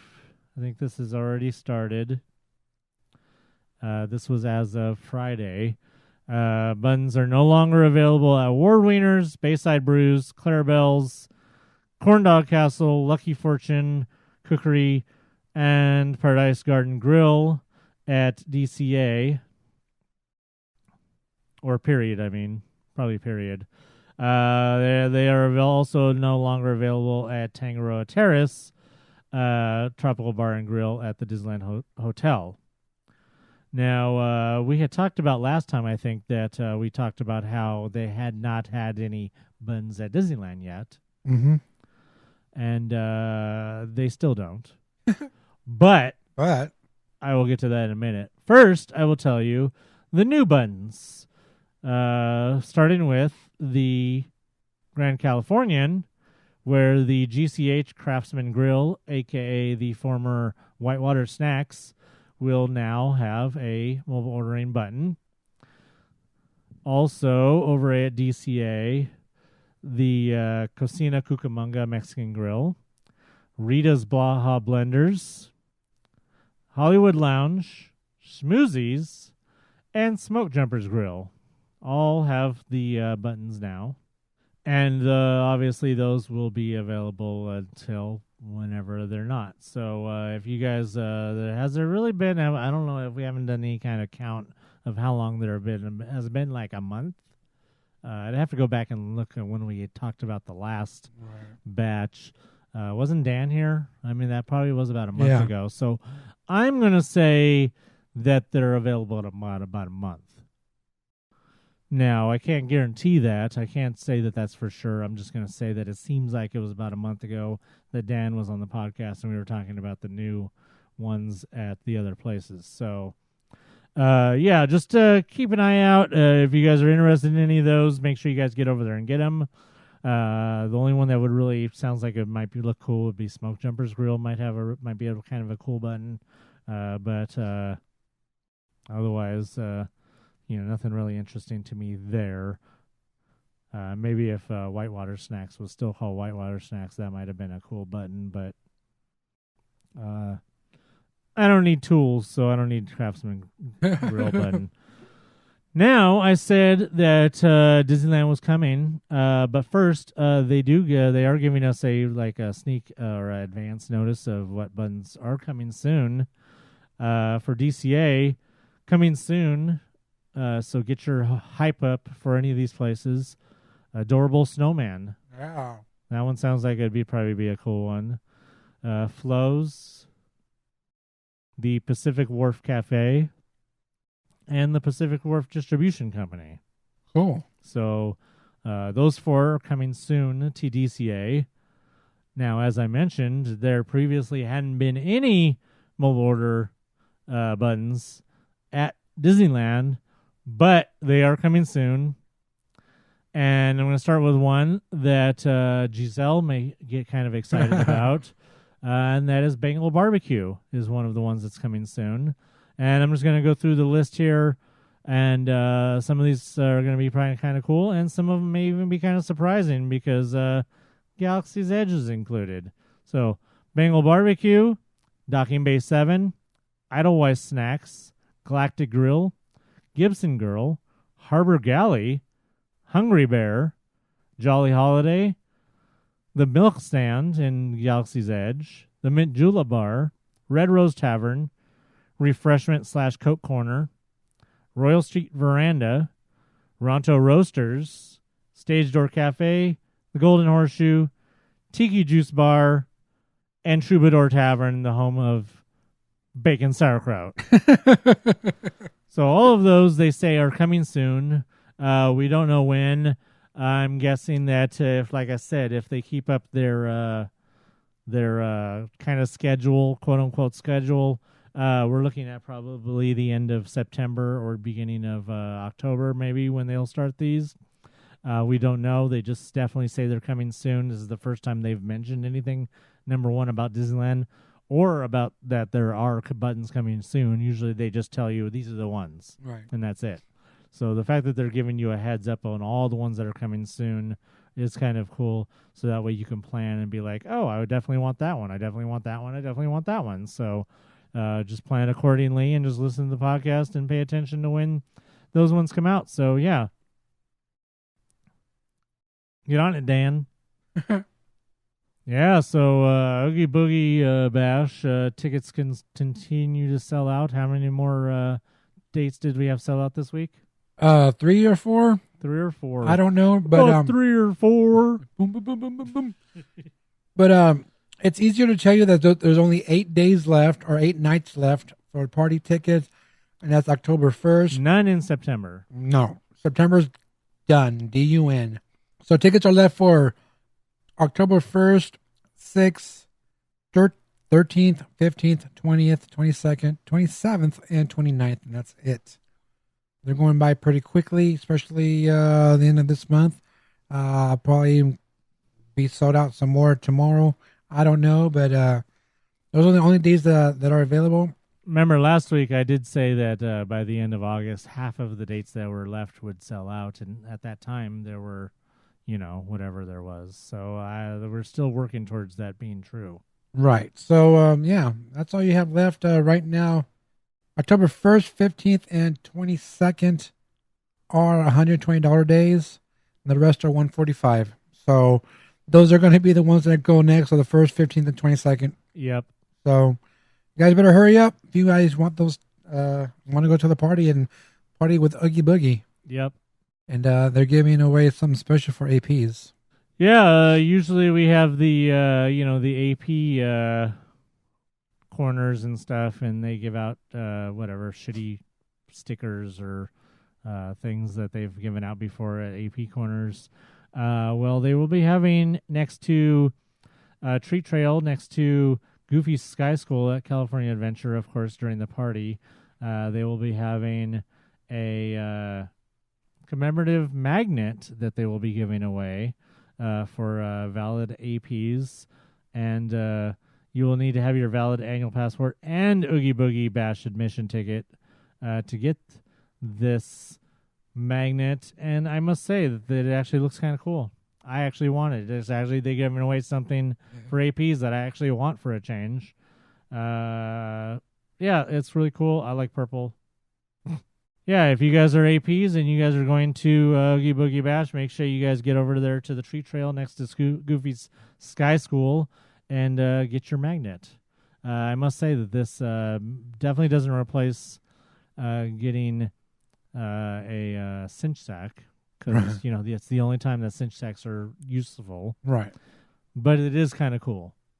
And yet again, once again, this almost confirms that if you guys want to have more room, that you need to bring your own cinch sack.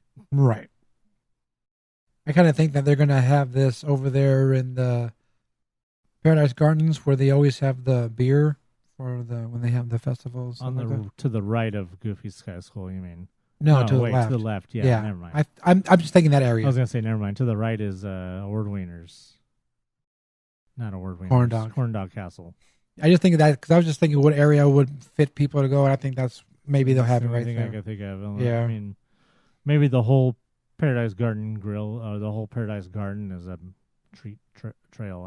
I don't know. We'll see. Yeah. So cool. All right. So real quick update on Bullseye parking. We mentioned that they did a soft opening, and right now it's open for cast members. So cast members are parking in there right now. I don't know when they're going to start having regular guest parking there. Lies. No, but I know it's soon because when I passed by there, when I was on the bus, and they finally opened that up again. The bus was going to Harbor and coming back from Harbor. Now it's going back the way it was before. And while it's on the bus, they installed the toll booths there. So instead of the gate that's going up for for cast members, they took out those gates, and now they have toll booths there. Oh, so you will be able to go in that way. Yeah. Oh. So they have toll booths there now. That area is closed off. Even cast members can't go that way anymore. So Bullseye is not going to be connected then to the rest of Toy Story parking. If they're having separate toll booths there, then that means there's going to be no connection as far as cars go. Obviously, the buses will still be connected to the two. But that means that that's a completely separate parking, and that we weren't expecting. We were just expecting to have like a route that you go around through. It makes more sense. There's already a light there to go in there. I mean, to go that way where you can turn in there. I mean, there's already an opening. So rather than just have that opening be just for buses, it makes sense, I guess. Now the opening isn't as wide unless they're going to widen it. What do you got? Just 2 toll booths or 1 toll booth that's going to be there? I think there was 2 I saw. Maybe there might be 3, plus, but I know there's 2 for sure. Plus, there's not much lead in from the street to where the toll booths would be. So I don't know how that's going to work out logistically. as opposed to like, obviously other parking lots, particularly like Toy Story, where you have a big lead section from the toll booths to the street and entrance. Here, there's almost none because it's not designed for that. So unless they figure out a way to put, if they're putting the toll booths right on top, if they're putting the booths right on top of where the gates were, I already anticipate that there's going to be a problem with parking with cars sticking out, backing up. So it's going to be a problem. Hopefully, maybe at first, not a lot of people are going to know about that parking and not going to go in there, which is most likely. Only people like us will know that parking exists. So if anything, that's going to become a at first when it does open up to the public finally for good. It's going to be kind of a niche parking lot for people that know. I think it's still a ways. I would park there. I think it's still a ways away from an opening to guests because they're still building the bus loading area. That's still being. Well, we had originally heard September originally, but then we had heard that it would be open on the 19th, and then you had said it's soft open. But it does look like we're looking towards obviously September now before that opens for good. I think they're right at this point now that they're in no hurry. As long as they get it done by Christmas, I think that's all that matters to them, because that's probably what they're looking towards now is basically holidays for that for the need of that parking lot.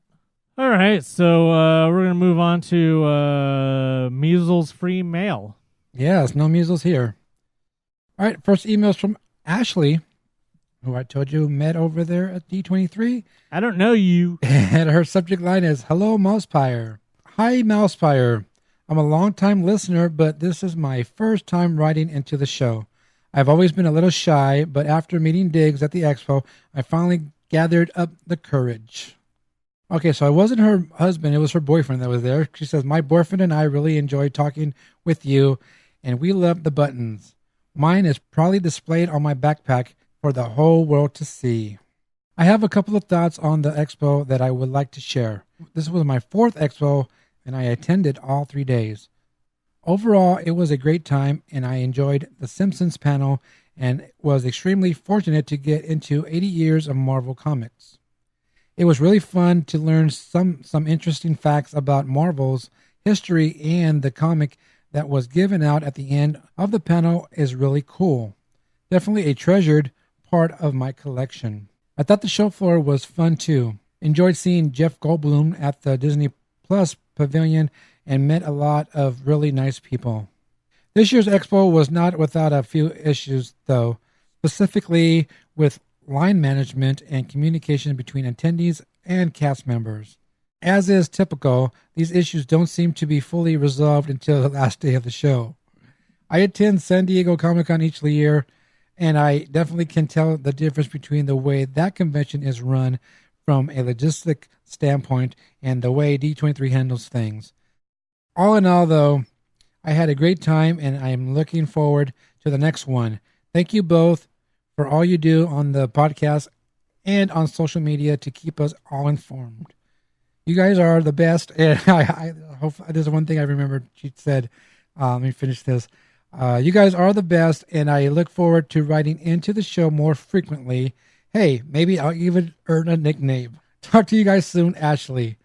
She actually said that we were her #1 podcast. What? She said that we are #1 on the list of her favorite podcasts.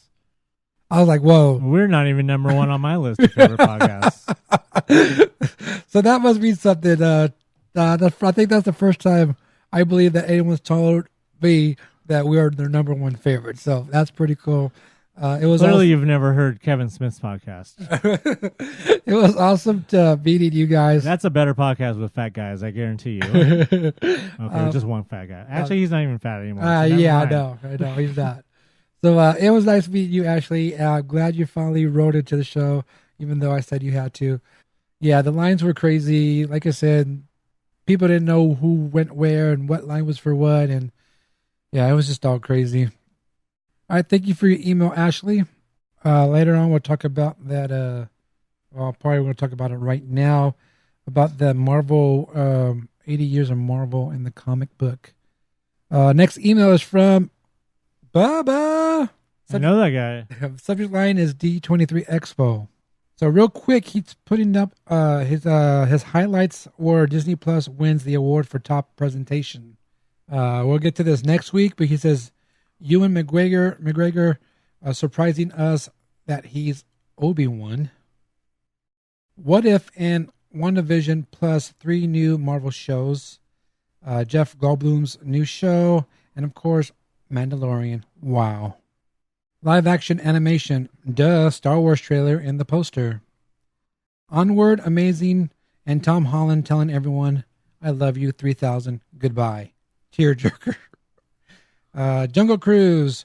Rock and Emily Blunt killed it. So looking forward to this. Once again, we'll get to all that next week. And he says, Robert Downey Jr.'s Legend speech, funny AF. But this was the most unorganized con expo I've ever attended. 50% of the workers, volunteers, had no idea what they were doing or what was going on.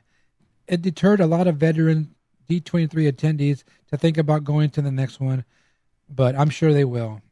There again, the lines, people not knowing what to do and who goes where. Yeah, that was a major disappointing thing. All just sounds typical to me.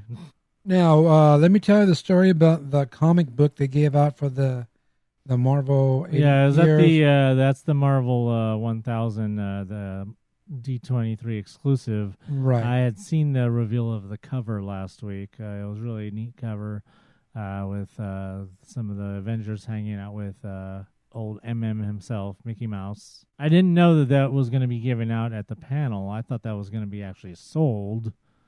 I don't know if that was the only way you could get it was to go to the panel or if they were also selling it, but I think that's really neat that if you went to the panel, you had a chance to get that.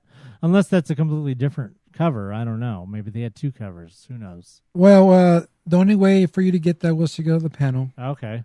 And Bubba was there for the panel. He was in line to get the comic book. But when he got there, they were gone. What? There was no more left. And he was really bummed out that he didn't get it. I would have been mad. I'm like, I don't think it's guaranteed for everybody who was in the room. That'd be like going to the Star Wars or the live action panel and not getting that Star Wars poster. Well, he he met the editor-in-chief. I'm not even going to try to say his name. And, the editor-in-chief. Dan Didio? No, CB. That guy. So the editor-in-chief noticed that he was really bummed about not getting it. And the next day, Bubba noticed there was a message from CB asking him if he was going to be at the expo that day and that he had a gift for him. So after, saying, oh, yeah, I'll be here, blah, blah, blah, they met up over at the Marvel Studio booth right in front of Iron Man. And CB told him that his plan for the weekend was that he wanted to actually meet the biggest Marvel fans at the expo. So he presented Bubba with the Marvel 1000 comic book, but this one was a little different. It was all in black and white. What? All in black and white.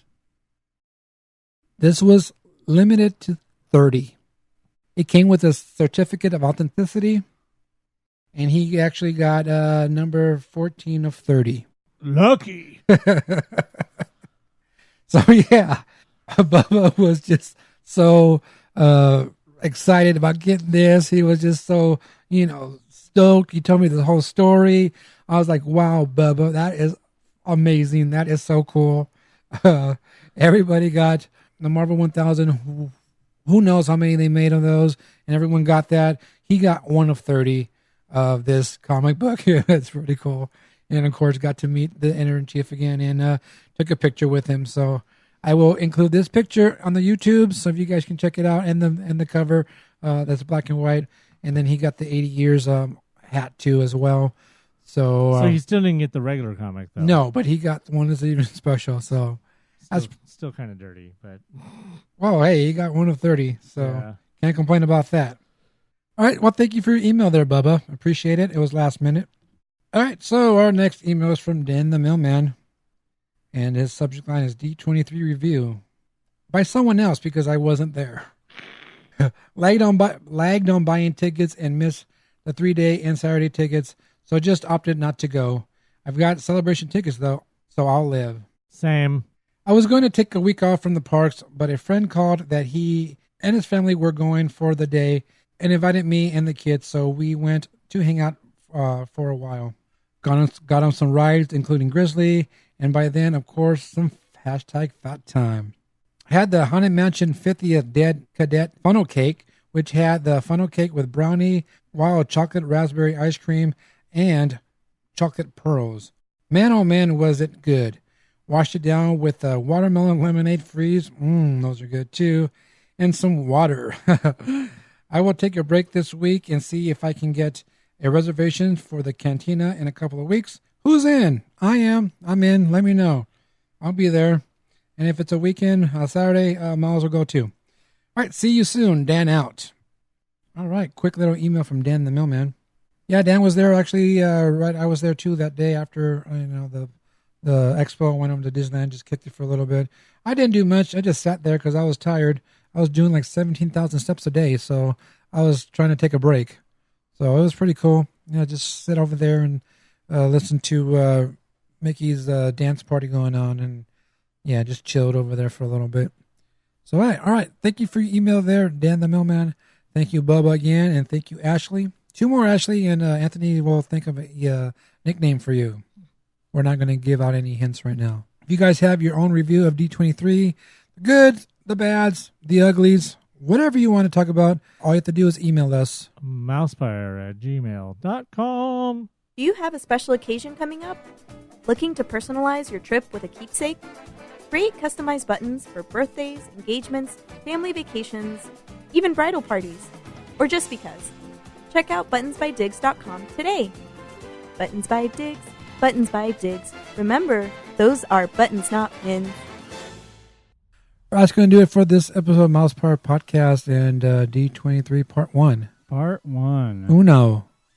Next week we will continue with Part 2 and Disney movies and TV and cartoons and all the Disney Plus goodness. Yes, Disney Plus goodness. Disney, Star Wars, Marvel, and everything in between. Everything in between, just like the podcast. There you go. And don't forget everything going on in the parks with Oogie Boogie Bash. 8 days, 8 nights left. That's all there's left for party tickets. So hurry up and get those because you know what we say. You snooze, you lose. Bye. Don't be going on my pages and asking for people who have extra tickets because that's not allowed on the MousePIRE page. Nope, you can do that in Tim's group. And also, or Michael's group. And also, don't forget, hey, go get your mobile order buttons. You do have to mobile order to get those buttons. So mobile order at the places we told you. And I will be posting that information on Facebook because I missed it because I was probably in line for something at D23. But I will definitely post that information. You have to mobile order something. And when you pick it up, let them know because they're not always going to remember to give you a button. So ask for your button at that certain location. Collect them all if you can. Don't forget, this is basically the last week coming up for, or actually by the time you hear this podcast, it's Labor Day weekend. Yes. Summer is basically already over at the Disneyland Resort. We are now into, as we mentioned last week, we are now into basically off-season hours. This is the last weekend for anything that was going to be running through Labor Day. That includes fireworks. Don't forget this is the last weekend for the AP, or was that ending on Friday? I don't remember. The AP extension on Guardians Mission Breakout. I think that ends on Friday. Okay, well then hurry up. Hurry up and get there. What else? The extension of the stupid pop-up Mickey thing. Oh, Disney yeah, that's thing. over this weekend. That's over this weekend. The extension, I believe, of Soaring Over California. I believe that ends this weekend. So basically anything that's been going on all summer, this is it. This is your last weekend. Labor Day is on Monday. Then after that, once Labor Day, next Tuesday hits, and we're recording part 2 of our D23 coverage. Summer's officially over, and you'll be days away from Halloween. So, yes, days.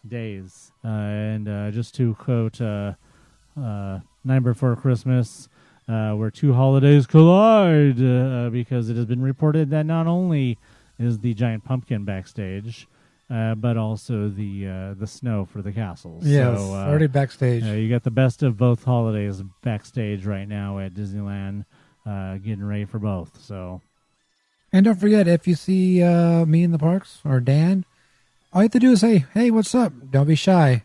We won't bite unless you try to take my corn dog. You've been warned. You have been warned. But if you want to buy me a corn dog, I definitely won't bite. Just make sure you have more than $3. Yes, please. Other than that, I'm not sure when I'll be in the parks again. Maybe Saturday. I don't know. Not sure yet. But yeah, that's about it. Fat time going on in the parks. A lot of fat time food. A lot of Haunted Mansion anniversary food still around. I'm going to see if I can get to that. Is that supposed to be over on Monday too? I don't even know. We not know I've never got a date on those foods. So. A date basically while supplies last. Yes, so exactly. But as opposed as all of your the electrical parade, that's also the electrical parade still runs until September 31st. So that 30th. Or September 30th. Electrical parade still runs till September 30th. So that is the one thing you can still look forward to. And presumably, if the electrical parade is running until the end of September, then the electrical parade food and merchandise should also be available while supplies last once again. And I think the popcorn bucket goes to the 5th. They're selling those until the 5th of September. Oh, okay. And they still have them. That's surprising. I saw them on Sunday. It's because they're not for APs, so right. they've been ordered plenty. Yes. So, of course, if you want to know about any of that stuff, social media is MousePIRE on Facebook, at MousePIRE on the Twitter and the Instagram, and, of course, MousePIRE on the Snapchats. If you guys were on the Snapchats, I assume this guy over here was doing it all weekend, or else he was another fail. I did it. Good job. Don't hate. You can find me on Instagram at Blue1313. Also, follow Buttons by Diggs on Instagram. There you'll see your button orders going out. Speaking of Instagram, don't forget to follow Dan the Millman, Dan's Disney Adventures on the Instagrams. Go follow him over there. And you'll see all his adventures in the parks. You can support the podcast by going over to dgpclothing.com. Get your MousePIRE gear or get your own special order gear. I just made some shirts for a band mom and a band dad. So, hey, you can get band parent shirts or football player parent shirts, whatever. Just send a message and I'll work on that for you. Also, you can support the podcast by going over to patreon.com/MousePIRE. And don't forget, you can listen to the podcast on YouTube. Just search MousePIRE Podcast, subscribe, and hit the bell, and you'll be informed when a new episode or any other content is posted. And you can also listen to the podcast over on radio.com. So, yeah, you got a lot of ways to listen to the podcast. Buttons, not pins. And until next time, remember... never mind. It's too damn hot. So for Cynthia, Ashley, and Autopia Line Guy, I'm Anthony. And I'm Diggs. Bye. I got a bad feeling about this.